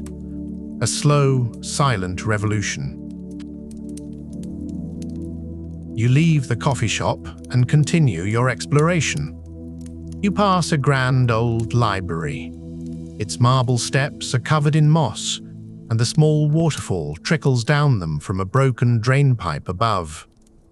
The great wooden doors have rotted away, leaving an open invitation to enter. You resist the urge. Some places feel too sacred, too full of sleeping stories. It is enough just to see it, to witness its slow transformation into a green cathedral of silence. Instead, you find a subway entrance, a dark mouth leading down into the earth. The handrail is slick with a thin film of something cold and damp. As you descend the steps, the sounds of the city above fade away. The whispering wind and the flowing water are replaced by a new soundscape. The rhythmic drip, drip, drip of water from the ceiling into a deep puddle below. Each drop lands with a hollow, echoing plink. It is the only sound in a world of profound silence. The air grows colder. It clings to your skin, heavy with moisture. It smells of metal, of wet concrete, and of something else. Something older. The deep, earthy smell of the planet's own breath. You switch on a torch, and its beam cuts through the absolute blackness. The light reveals a flooded tunnel. The tracks disappear into still, black water that perfectly reflects the concrete ceiling above. It looks like an infinite, dark hallway. Strange, pale fungi grow in patches on the damp walls. They are colorless, having never seen the sun. Some are shaped like shelves, others like delicate coral. They are the flora of this underworld, perfectly adapted to a life of darkness and damp. They are beautiful in their own alien way. This is a different kind of reclamation. Down here, it is not about the sun-loving green things. It is about the things that thrive in the dark. The fungi, the molds, the bacteria, the unseen architects of decay and renewal. They are breaking down the city from below, just as the plants are consuming it from above. A silent, two-pronged attack. There is a sense of immense time in these tunnels. It feels like you have stepped out of the flow of seasons, of day and night. Down here, it is always the same. Always dark. Always cool. Always quiet. Time is measured not in hours, but in drips of water. In the slow, millimeter by millimeter growth of a fungus on a wall. It is a geological timescale, not a human one. It is easy to imagine that these tunnels have always been like this, that the noisy, rushing trains filled with people were just a brief, strange dream, a fleeting interruption in the long, slow, silent life of the deep earth. And now, the dream is over, and the silence has returned. You stand for a long time, just listening to the dripping water, letting the profound quiet seep into you. It is a rare gift in the world we came from, a world of constant noise, constant distraction. Here, there is nothing to do but be. To stand in the cool, dark air and listen to the planet's slow heartbeat. We emerge from the darkness of the city's underbelly, blinking in the soft afternoon light. Our journey now takes us to the hidden spaces, the places that exist in between. Not quite inside, and not quite outside. The forgotten nooks and crannies where the reclamation takes on its most interesting forms. Imagine you are in a multi-story car park. A huge, open-sided concrete structure. It was designed for one purpose: to store cars. Now, it serves a very different one. It has become a hanging garden, a tiered forest. The concrete floors are covered in a layer of soil, washed in by rain and blown in by wind over the years. Grasses and weeds have taken root, creating meadows on each level. But it is the trees that are most remarkable. Silver birches, with their slender white trunks, have grown tall and strong. Their roots have found their way through the concrete, wrapping around reinforcing bars, seeking purchase. Their canopies push up against the ceiling of the level above, their leaves forming a dense green roof. Sunlight filters through, creating a dappled, shifting light that plays across the concrete pillars. The air is cool and smells of leaf mold and damp stone. It feels like walking through a strange, man-made forest. The white lines of the parking bays are still visible in places, faint markings beneath the grass, like the ghosts of a forgotten geometry. You can feel the quiet strength of this place, the relentless, patient power of roots and leaves. A concrete box, designed to be sterile and lifeless, has been transformed into a vertical ecosystem. Birds have built nests in the corners, their songs echoing through the structure. It is a powerful lesson. Life does not care for our intentions. It only cares for opportunity. From the car park, you find your way onto the rooftops. You are high above the flooded streets now. A different world exists up here. A landscape of flat gravel roofs, tangled air conditioning units, and satellite dishes pointing uselessly at a silent sky. But even here, nature has found a foothold. Hardy, wind-resistant plants grow in the shallow soil that has collected. Mosses and lichens paint the gravel in shades of green, yellow, and orange. It is a rooftop tundra, a miniature wilderness in the sky. You can feel the wind more keenly up here. It flows around you, a constant, clean presence.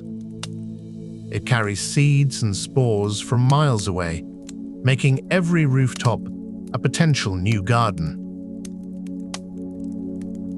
You walk to the edge of a roof and look down.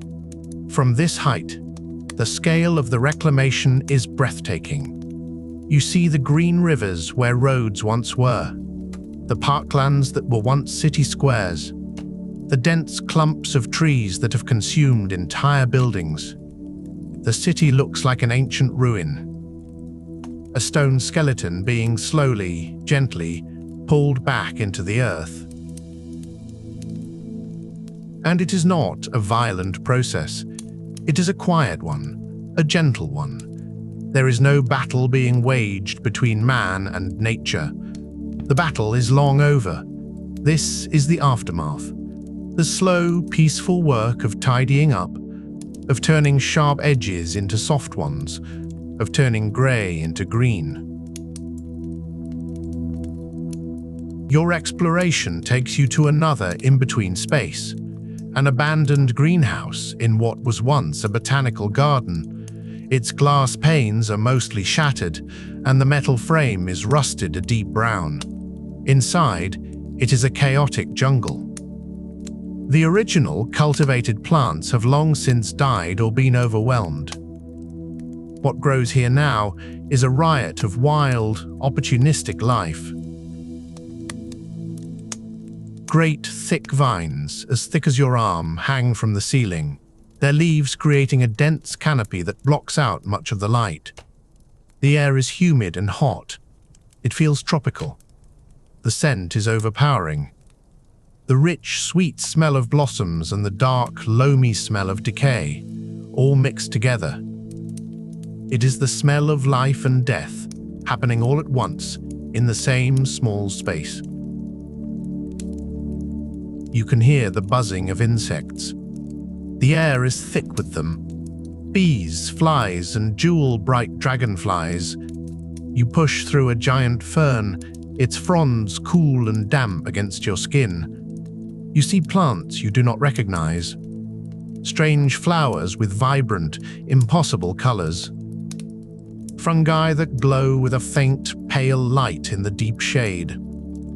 This greenhouse has become an evolutionary laboratory, a place where new things are being born, away from the eyes of the world. It is a microcosm of the entire planet, a sealed-off experiment in what happens when you leave life to its own devices. It becomes wilder, more diverse, more creative. It fills every available space with a vibrant, chaotic energy. It is a beautiful, untidy, and slightly overwhelming place. In these hidden spaces, you see the true character of the reclamation. It is not just about covering things up. It is about transformation. A car park becomes a forest. A rooftop becomes a meadow.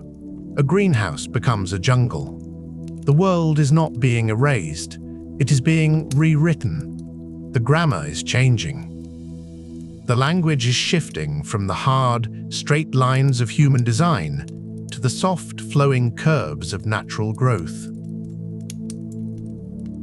You find a quiet spot on a mossy patch of rooftop, and you sit. You watch the sun begin to set, casting long, soft shadows across the green city. The colors of the sky deepen from blue to orange and pink. There are no electric lights to compete with it, just the pure, unfiltered beauty of the day's end. A deep, profound peace settles over the world, a peace that has been bought at a great price, but a peace nonetheless. And in this quiet, you feel a sense of hope, not for a return to the past, but for the beautiful, wild, and unpredictable future of the planet itself. Our final journey takes us out of the cities, away from the suburbs, beyond the last vestiges of the old world. We are heading into the open wild, the great, unbroken expanses of nature that have swelled to reclaim not just the buildings, but the very idea of human dominion. Imagine you are standing on a hill, looking out over a vast forest. It stretches to the horizon in every direction, an ocean of green under a vast blue sky.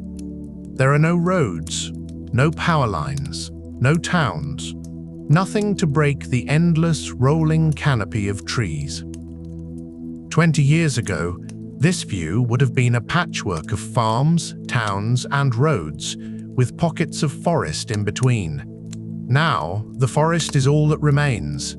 It has healed its own wounds, stitched itself back together into a single, seamless whole. The air here is different. It is crisp and clean, filled with the scent of pine needles and damp earth. You can feel a cool breeze on your face, a breeze that has traveled for miles over nothing but trees. The only sounds are the wind in the branches and the distant cry of a hawk circling high above. It is a clean, simple, and ancient soundscape. You walk down from the hill and into the forest. The light changes immediately.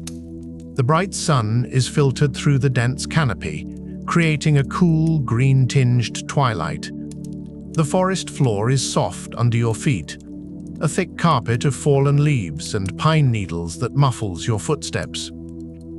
The silence here is deep and reverent. It feels like stepping into a vast, natural cathedral. The trees are old, great oaks and pines that have stood for centuries, but also younger, quicker-growing trees that have filled in the gaps, crowding out the memory of the fields and roads that were once here. You see evidence of the old world, half swallowed by the new. A stretch of old fence, its wooden posts rotted and its wire rusted, disappearing into the trunk of a tree that has grown around it. A forgotten tractor, now a hollow metal shell covered in moss, sitting in a clearing like the skeleton of some strange, extinct beast. These are not sad sights. They are simply part of the new landscape. The forest is not angry. It is indifferent. It is simply doing what it has always done. Growing, reaching for the light, turning death and decay into new life. It is a cycle that is far older and more powerful than any human empire. As you walk deeper, you begin to see signs of life. Not the skittish, hidden life of animals that are used to living on the edges of human territory, but the bold, confident life of a world where humans are no longer a threat. You see a herd of deer grazing in a sun-dappled glade. They watch you with a calm curiosity, their ears twitching, but they do not run. You are just a strange, two-legged creature in their world. Not a danger, not a master, just another animal. This is perhaps the most profound change. The great reordering of things. Humanity has been demoted. We are no longer at the top of the food chain. We are just one small part of a much larger, more complex web of life. And there is a strange freedom in that, a release from the burden of being in charge. The world is looking after itself now, and it is doing a fine job. Night begins to fall. The green twilight of the forest deepens to a soft, inky black. You find a clearing and you lie down, looking up at the sky through the gaps in the canopy. One by one, the stars appear, and then more, and more, until the sky is a brilliant, crowded tapestry of light. Without the glow of cities to wash them out, the stars are brighter than you have ever seen them. You can see the faint, misty band of the Milky Way stretching across the heavens. It is a sight that connects you to an immense cosmic timescale. You feel very small, but not in a frightening way, in a peaceful way. You are a tiny speck of consciousness, lying on the floor of a vast forest, on a small planet, spinning through an infinite, star-filled space. All the anxieties and ambitions of the old world seem very distant, very trivial. The night is not silent. It is filled with a new chorus of sounds. The hoot of an owl, the chirping of crickets, the rustle of a small animal in the undergrowth. And then, in the far distance, a sound that sends a shiver down your spine, not of fear, but of awe. The long, lonely howl of a wolf. It is a sound of true wildness, a sound that belongs to this new, reclaimed world. You close your eyes. You can feel the cool, damp earth beneath you. You can smell the rich, living scent of the forest. You can hear its secret, nighttime symphony. This is the end of our journey. But it is also a beginning. It is the world, breathing in the quiet. The world, healing. The world, dreaming new dreams without us. And as you drift off to sleep, under the stars, in the heart of the great, quiet reclamation, you feel a sense of peace. A sense that everything, in the end, is going to be all right. You walk on, deeper into the quiet. The great landmarks of the old world are behind you now. The skyscrapers and bridges are just silhouettes on the horizon. Here, the reclamation is more intimate, more personal. You find yourself on what was once a suburban street. The houses stand like sleeping giants, draped in blankets of ivy. Their windows are dark and empty eyes, watching a world they no longer understand. The silence here is different from the silence of the city. It is deeper. The city's quiet was a void, an absence of noise. Here, the quiet is full. It is the hum of insects in the long grass, the rustle of leaves as a small animal darts through the undergrowth. It is the gentle creak of a garden gate swinging in the breeze, a sound that has probably not stopped for 20 years. A gentle, rhythmic complaint against the slow passage of time. You step through the open doorway of a house. The air inside is cool and still.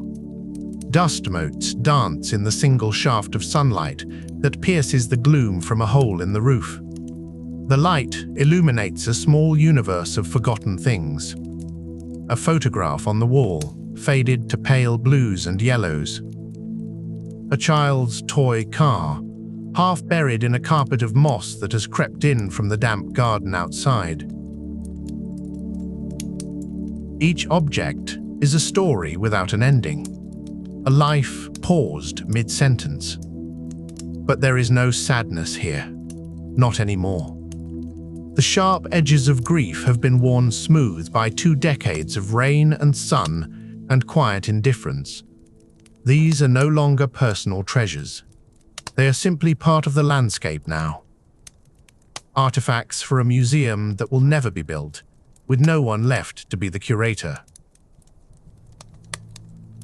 You walk through to the back garden. It is a wilderness, a riot of green. What was once a neatly mown lawn is now a meadow of wildflowers. The rose bushes have grown into thorny, tangled monsters, their delicate flowers a surprising splash of color in the chaos. In the corner, a swimming pool's bright blue tiles are just visible beneath a thick layer of murky green water. Dragonflies dart across its surface. It is a pond now, a new ecosystem born from the decay of the old. This is the true legacy of the outbreak. Not the infected, not the factions and the fighting, but this profound and unstoppable return. The world did not end. It simply changed management. Humanity was a loud and demanding tenant, and now it has been evicted. Nature, the quiet landlord, is simply moving back in, redecorating in its own patient and inexorable style. You feel the sun on your face, filtered through the leaves of a tree that has pushed its way through the patio stones. You notice the strength in its trunk, the slow, deliberate power that can shatter concrete without making a sound. It is a reminder that the strongest forces in the universe are often the quietest. The growth of a tree, the turning of a planet, the slow, patient reclaiming of a world by the life that was always there, waiting just beneath the surface. The world of The Last of Us is not a dead world. It is more alive than it has been in centuries.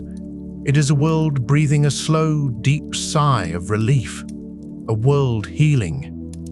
And as you stand in this forgotten garden, listening to the hum of this new, wild life, you feel a sense of peace settle over you, a quiet acceptance.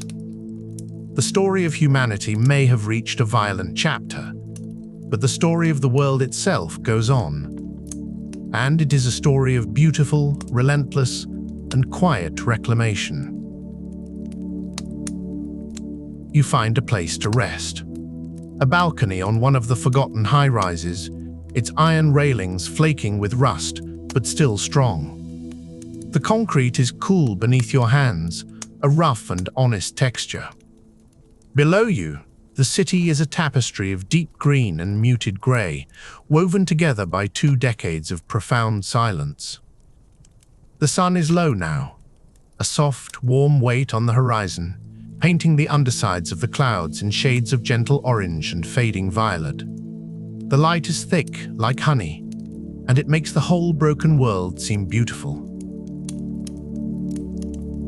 You close your eyes for a moment and just listen. You try to remember the sounds of a city like this from before. The endless roar of traffic, the chorus of 1,000 conversations, the distant wail of a siren.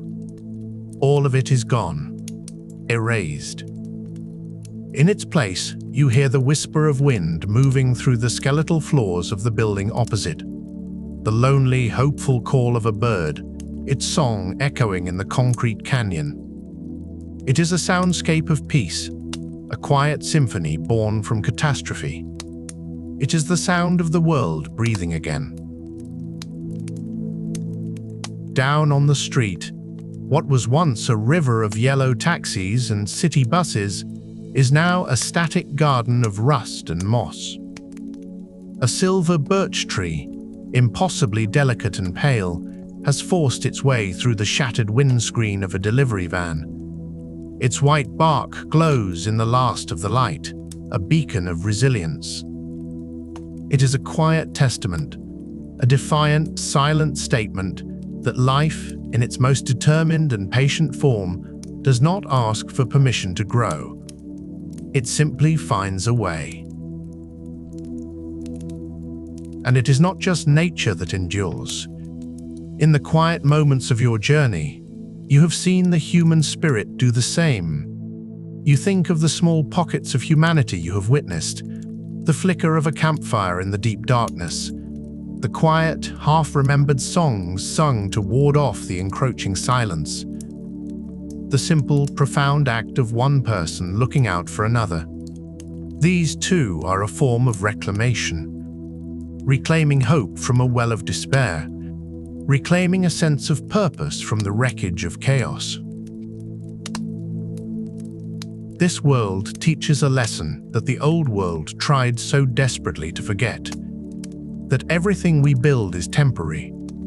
The empires of concrete and steel, the towering monuments to commerce, the relentless noise and the suffocating hurry, It was all so fragile.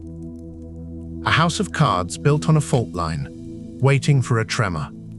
What lasts is the earth beneath your feet, the rain that washes the world clean, the single stubborn seed that finds a crack in the pavement and reaches for the sun. The last warmth of the day is leaving the stone around you. A gentle coolness settles in the air, carrying the scent of damp soil and unseen, night-blooming flowers. You look up from the sleeping city and into the deepening sky. One by one, the stars are beginning to appear. More stars than you could ever have imagined, sharp and brilliant diamonds scattered across black velvet, no longer hidden by the old world's artificial glow. They look close enough to touch. This is the world now. It is not lost, but changed. Not ended, but returned to a slower, quieter, more honest rhythm. It is a world that breathes deeply in the dark.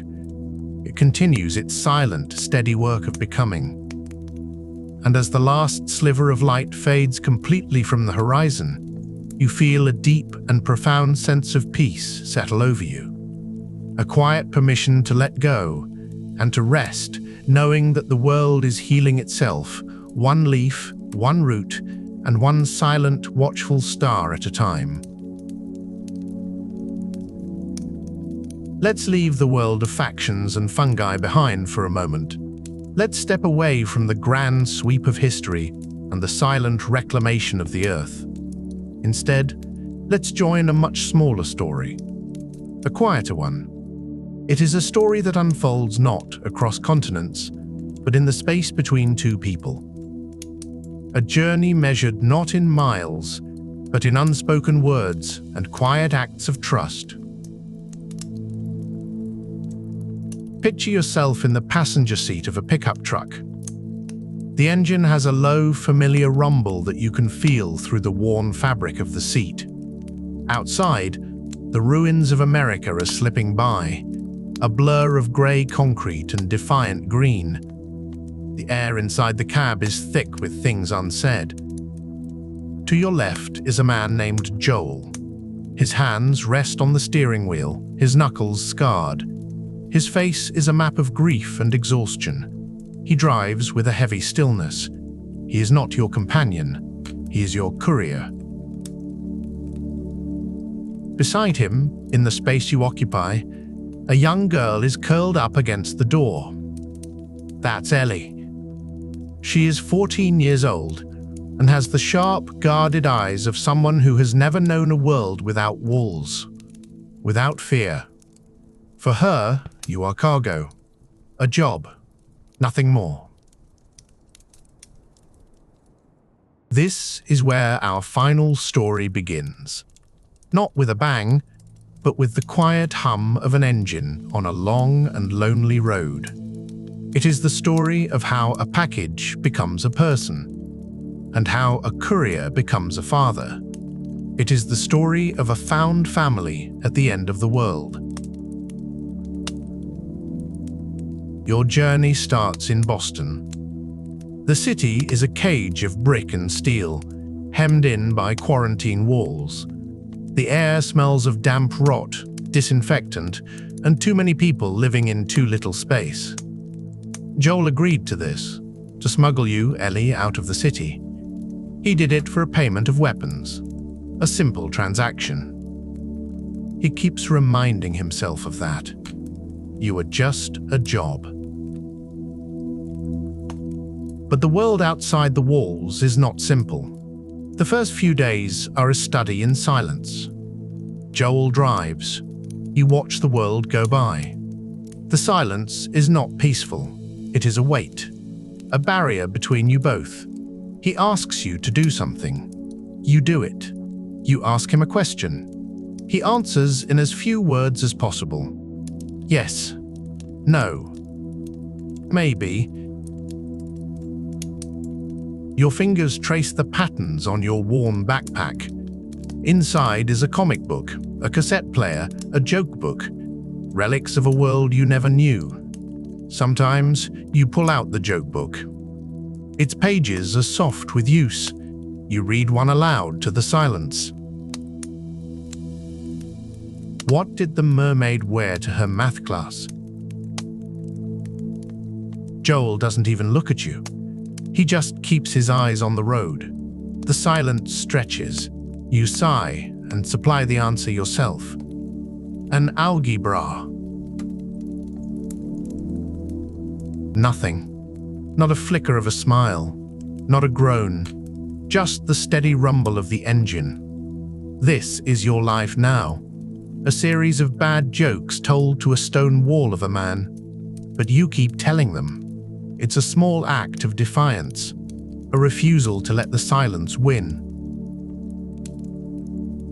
You stop for the night in the shell of an old diner. The vinyl on the booths is cracked and peeling, like sunburnt skin. Dust motes dance in the slanted beams of the setting sun. It's quiet. So quiet. You can hear the rustle of leaves outside, the faint whisper of wind through broken glass. A sound so different from the constant hum and clatter of the QZ. Joel builds a small, smokeless fire in the old kitchen. He moves with an economy of motion, a competence born from 2 decades of survival. He never wastes a step, never makes a sound he doesn't have to. You watch him, learning. You learn that he always takes the first watch, that he sleeps with a hand on his weapon, but he sometimes makes a small sound in his sleep, a sound of pain. You don't know his story, not yet. You don't know about Sarah. You don't know about the 20 years of loss that carved the lines into his face. All you know is the wall he has built around himself. It is as tall and as strong as the one around Boston. Your journey takes you to Lincoln, a town barricaded against the world. Here you meet a man named Bill. He is a ghost of a man, haunted by a partner he has lost. He is a vision of Joel's future, alone, paranoid, walled in by his own grief and traps. The air in Bill's town is heavy with solitude. It smells of dust and rust and regret. Watching Joel interact with Bill, you see something, a flicker of recognition, a shared understanding of what it means to lose everything. When you leave Lincoln with a working truck and a renewed sense of purpose, the silence in the cab feels different. It is still there, but it's a little less heavy, a little less cold. The road unwinds before you. You pass through cities that have become tombs. Green things are growing everywhere, splitting concrete, climbing skyscrapers, pulling the world back into the earth. It is beautiful, in a strange and terrible way. The kind of beauty that makes your chest ache. One afternoon, you find a working cassette player in an abandoned car. A tape is still inside. You press play. Music fills the cab. A real song. It's a gentle melody, a sad, sweet song from a world long gone. Joel almost looks at you. Almost. He says nothing, but his grip on the steering wheel tightens just a little. For a few minutes, you are not just cargo. You are 2 people, listening to a sad song at the end of the world. It's a small thing, a tiny crack in the wall, but it's a start. The city of Pittsburgh is a trap. The bridge is blocked, forcing you into the drowned streets below. The air here is different. It's still and wet, smelling of stagnant water and decay. The silence is not peaceful, it is watchful, predatory. This is where everything changes. You are ambushed. The sudden violence is a shock, but Joel moves with a brutal efficiency that is terrifying and reassuring all at once. But he is overwhelmed. He is drowning. And without a thought, you pull out the pistol he gave you, the one you weren't supposed to have, and you save him. Afterwards, the silence returns, but it is charged with a new energy. He looks at you, really looks at you for the first time. There is anger there, yes, fear, but there is something else too, respect. You are not just a child, you are a survivor, just like him. That night, huddled in the dark of an abandoned hotel, the roles begin to shift. He teaches you how to hold a rifle properly, how to control your breathing. His hands are rough as he adjusts your stance, but his touch is steady, patient. He is not just your courier anymore, he is your teacher. You feel the cold, heavy weight of the steel in your hands.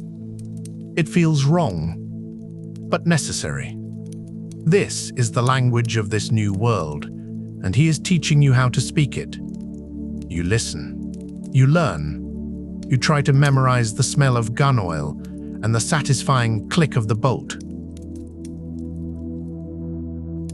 In the ruins of the city, you meet two brothers, Henry and Sam. For a little while, you are not alone. Sam is your age, and for the first time in a long time, you get to be a kid. You kick a football in an abandoned toy store. You read comics together. You share secrets in the dark. The sound of your laughter echoes in the empty streets. It feels strange, foreign, wonderful. You watch Joel with Henry. They are two sides of the same coin, two men trying to protect the most important person in their world. You see the way Joel watches you with Sam. A flicker of something soft in his eyes. A ghost of a smile he quickly suppresses. But this world does not allow for such happiness. The journey with Henry and Sam ends in tragedy. A quiet, horrifying moment by a riverbank at dawn. The morning mist is cool on your skin. The air is still. And then it is shattered. Afterwards, you walk in silence. The weight is back, heavier than ever. But this time, you are sharing it. He walks a little closer to you. He looks over his shoulder a little more often to make sure you're there. He doesn't say anything. He doesn't have to. One evening, as you sit by a small fire in the woods, you try to whistle. You've been trying for weeks. All that comes out is a puff of air. Joel watches you, a rare, genuine smile touching his lips. It transforms his face, erasing years of grief for just a second. "You're trying too hard," he says. His voice is low and rough, but kind. He shows you how. He whistles a simple tune, a folk song from a forgotten time. The melody hangs in the cool night air, pure and clear. You listen, mesmerized. It's the most beautiful sound you have ever heard. You try again, and this time, a single clear note emerges. Small, imperfect, but it's there. You look at him, your eyes wide with triumph, and he smiles again, a real smile. The wall is crumbling, not with a crash, but piece by piece, joke by joke, whistle by whistle, bullet by bullet. The trust between you is being forged in the quiet moments between the horrors. It is a fragile thing, but it is growing stronger with every mile you travel together. You leave the choked cities of the East behind. The landscape opens up into vast rolling plains and distant mountains. This is Wyoming. The sky here is enormous. A canvas of the deepest blue, stretching from horizon to horizon. The air is clean and crisp, smelling of pine and dry earth. it feels like you can finally breathe. You are heading to a dam where Joel's brother Tommy lives, a place of sanctuary. A chance for Joel to finally hand you off, to finish the job. The thought sits like a stone in your stomach. You have grown used to his presence, to the quiet rhythm of your journey. The idea of it ending is a new kind of fear. At the dam, you see a different Joel. A younger Joel, reflected in his brother's eyes. You hear stories of the man he used to be before the world broke, before Sarah. The name hangs in the air, unspoken but felt. You begin to understand the shape of the hole in his heart. And then he does it. He tries to leave you with Tommy. He says it's for your own good, that Tommy is a better man, that he can keep you safer. The words are a betrayal. The wall you thought was crumbling is suddenly rebuilt, higher and colder than ever. You run. You find a horse in a stable and you ride.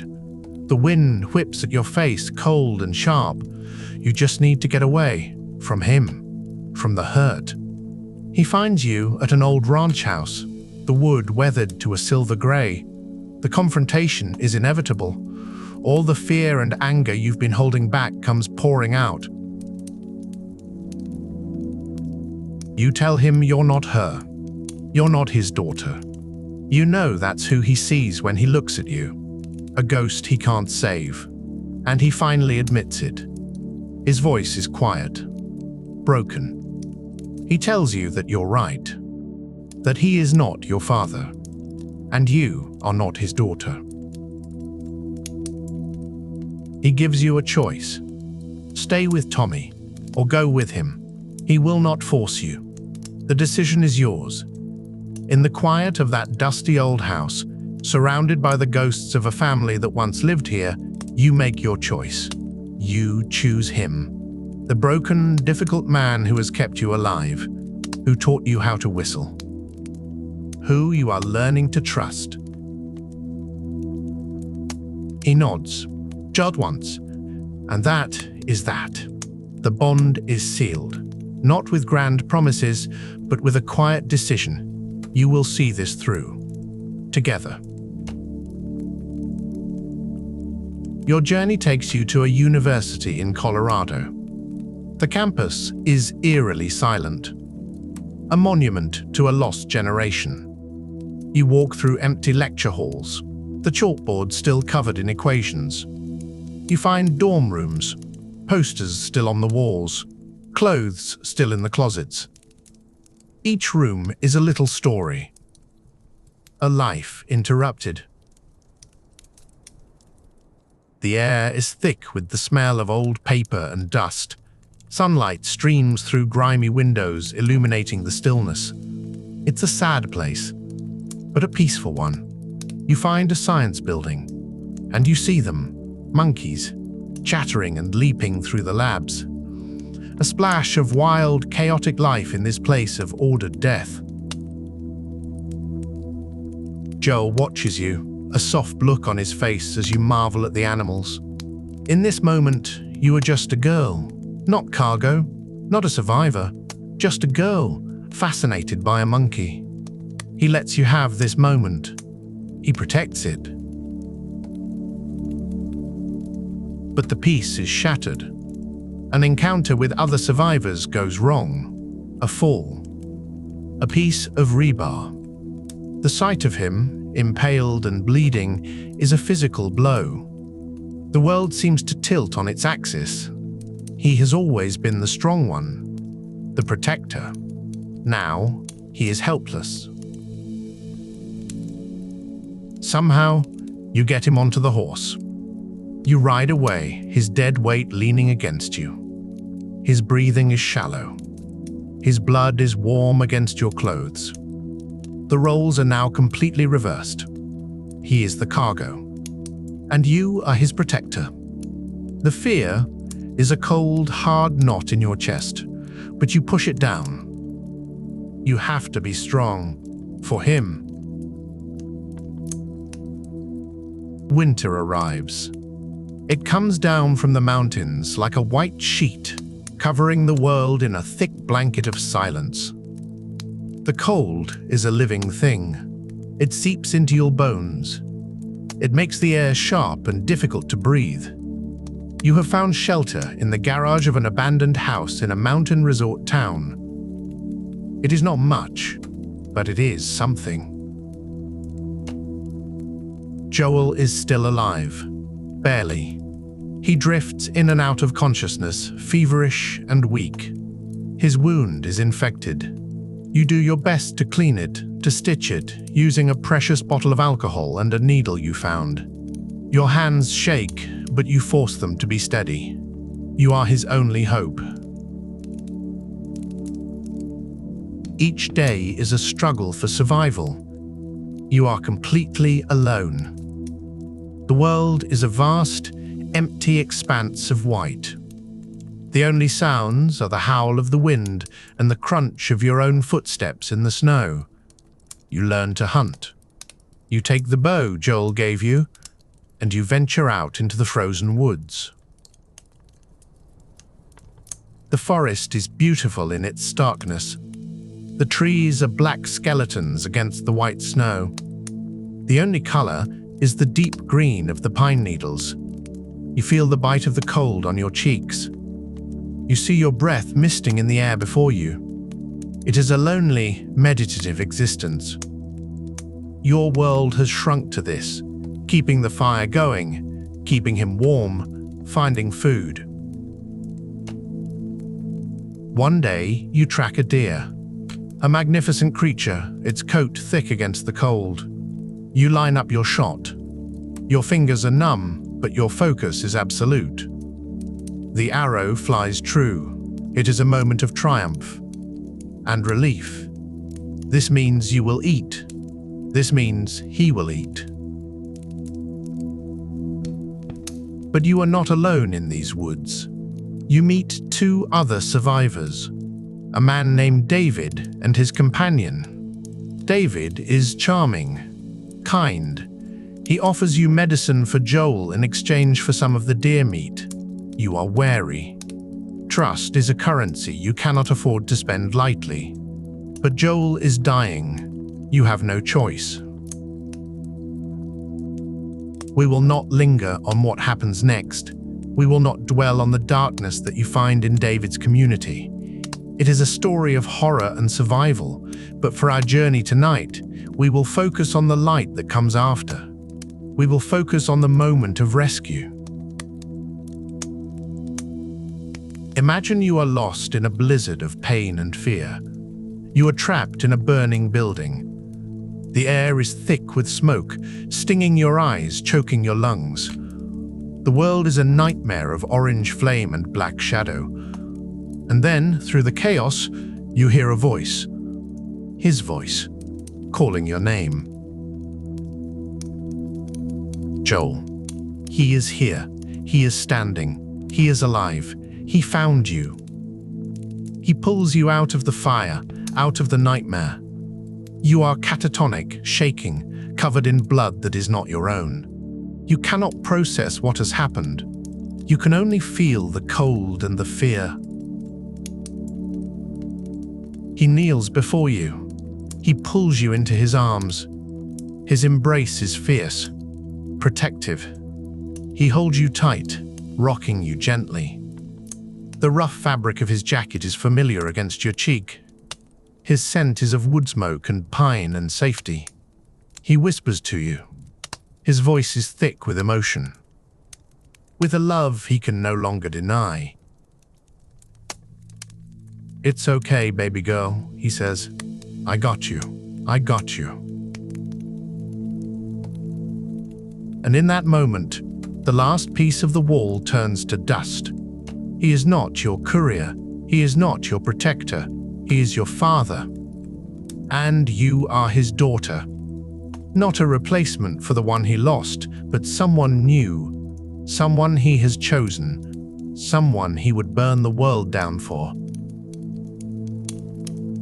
In the desolate, frozen landscape, under a sky the color of slate, A family is finally, completely born. Spring comes. The snow melts, revealing the sleeping earth beneath. Small green shoots push their way through the mud. The world is waking up. Your journey is nearing its end. You are in Salt Lake City, the home of the fireflies, the home of the cure. The mood between you is different now. It is easy, comfortable. The jokes are met with groans and the occasional reluctant smile. You talk about the future, about what you will do after this is all over. He promises to teach you how to play the guitar. He talks about learning to swim, something you've never done. These are small, hopeful dreams in a world that has forgotten how to hope. You allow yourself to believe in them, to believe in a future beyond survival. And then, you see them, a herd of giraffes. They move with a slow, impossible grace among the crumbling buildings. Their long necks reach up to nibble at the leaves of trees growing on rooftops. The sight is so unexpected, so beautiful, it steals your breath away. It is a moment of pure magic. A reminder that life, in all its strange and wonderful forms, endures. You stand on a rooftop, the afternoon sun warm on your face. You reach out a tentative hand and stroke the giraffe's vast, soft nose. Its eye, fringed with long lashes, blinks at you with a placid calm. Below you, Joel watches, a true, unguarded smile on his face. He is happy, because you are happy. He looks at you and says, "So, this everything you were hoping for?" You tell him it has its ups and downs, but you can't deny the view.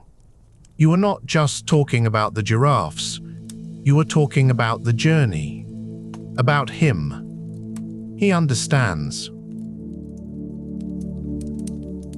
This moment of peace is a gift, a quiet intake of breath before the final plunge.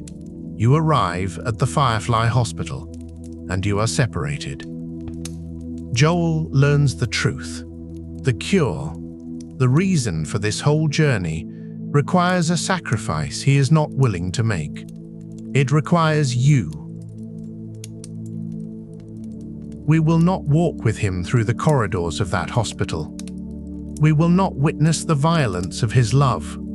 We will simply understand it. He has already lost one daughter. He will not lose another. The world can save itself. He is saving you. You wake up in the back of a car. The light is dim. You are wearing a hospital gown. Joel is driving. He tells you a story, a lie. He says there are dozens of others like you, immune, that the fireflies have stopped looking for a cure. He says he is taking you home. His voice is steady, calm, but you can feel the lie hanging in the air between you.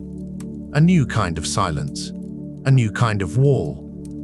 But this one is different. It is not built of anger or grief. It is built of a fierce, desperate love. The final leg of your journey is on foot. You walk through a sun-dappled forest, heading back towards Tommy's settlement. The path is soft with fallen leaves. The air smells of damp earth and green growing things. It is peaceful, but there is a tension beneath the peace. You stop him. You have to know. You tell him about your friends, about the people you have lost. You tell him that your life cannot be for nothing. You look him in the eye, and you ask him to swear to you. Swear that everything he said about the fireflies is true. He meets your gaze. His own eyes are filled with a profound sadness and a terrible certainty. He does not hesitate. I swear. You look at him for a long moment. You search his face for the truth.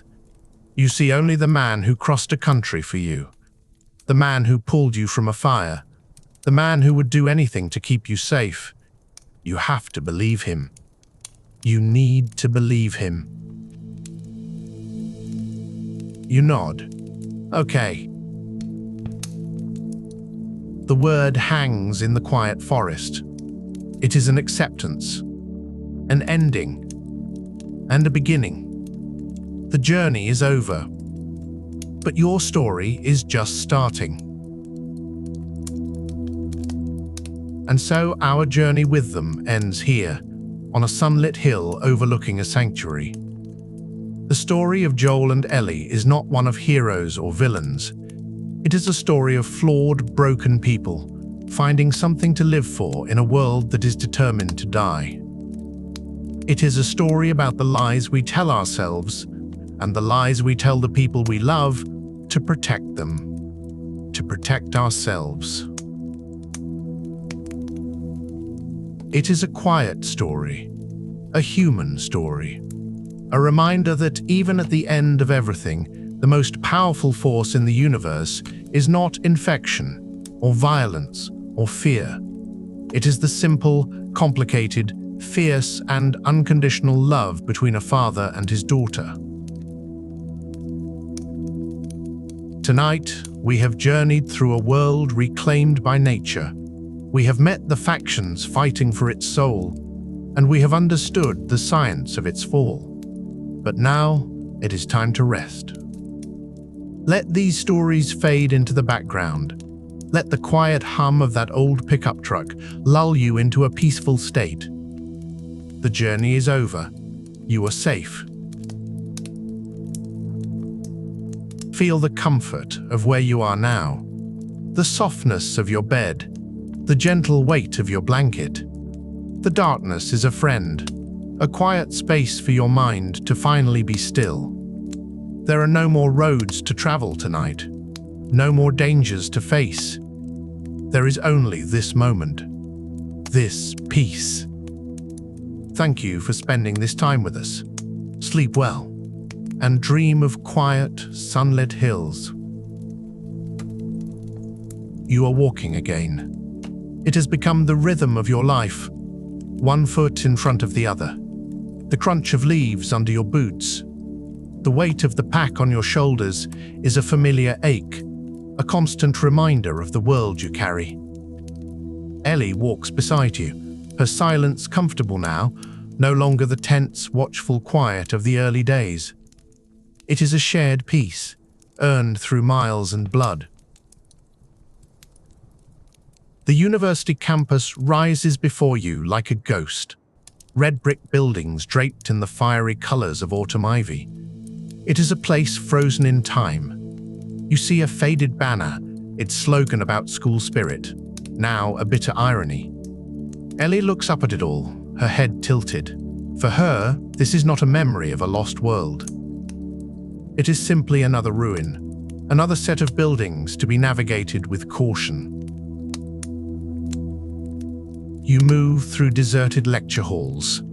Dust motes dance in the slanted afternoon light that filters through grimy windows. On a chalkboard, you see equations half erased, a problem that will never be solved. You can almost hear the echoes of voices, the scrape of chairs, the turning of pages. A whole world of learning and ambition, silenced in a single season. Ellie runs her hand over the back of a chair in a lecture theatre. Her fingers leave a clean streak in the thick layer of dust. You wonder what she thinks of it all. This life of classrooms and exams is as alien to her as another planet. Her education has been in reading maps, cleaning a rifle, and knowing which fungi will kill you. You find the dormitories. Small rooms filled with the debris of lives interrupted. A faded poster of a long-forgotten band on a wall. A teddy bear slumped in the corner, one button eye staring into nothing. These are not just empty rooms. They are memorials. Each one tells a story of a last day, a frantic departure, or a quiet end. You do not linger. There is a coldness here that has nothing to do with the autumn air. It is in the science building that you feel a flicker of something new. Hope. The firefly emblem is painted on the wall, stark and clear. This is it. The place you have been walking towards for so long. The air feels different, thinner, charged with possibility. You share a look with Ellie. No words are needed. You both feel it. The end of the road might be just ahead. Then a sound, a chatter, something alive. You round a corner and see them. A troop of monkeys, free from their cages, clambering over lab equipment. Nature has returned to this sterile place. It is a surreal sight. Ellie stops dead, her mouth slightly open. And then she laughs. A real, bright, unburdened laugh. The sound of it echoes in the cavernous room, chasing away some of the shadows. You watch her as she watches the monkeys.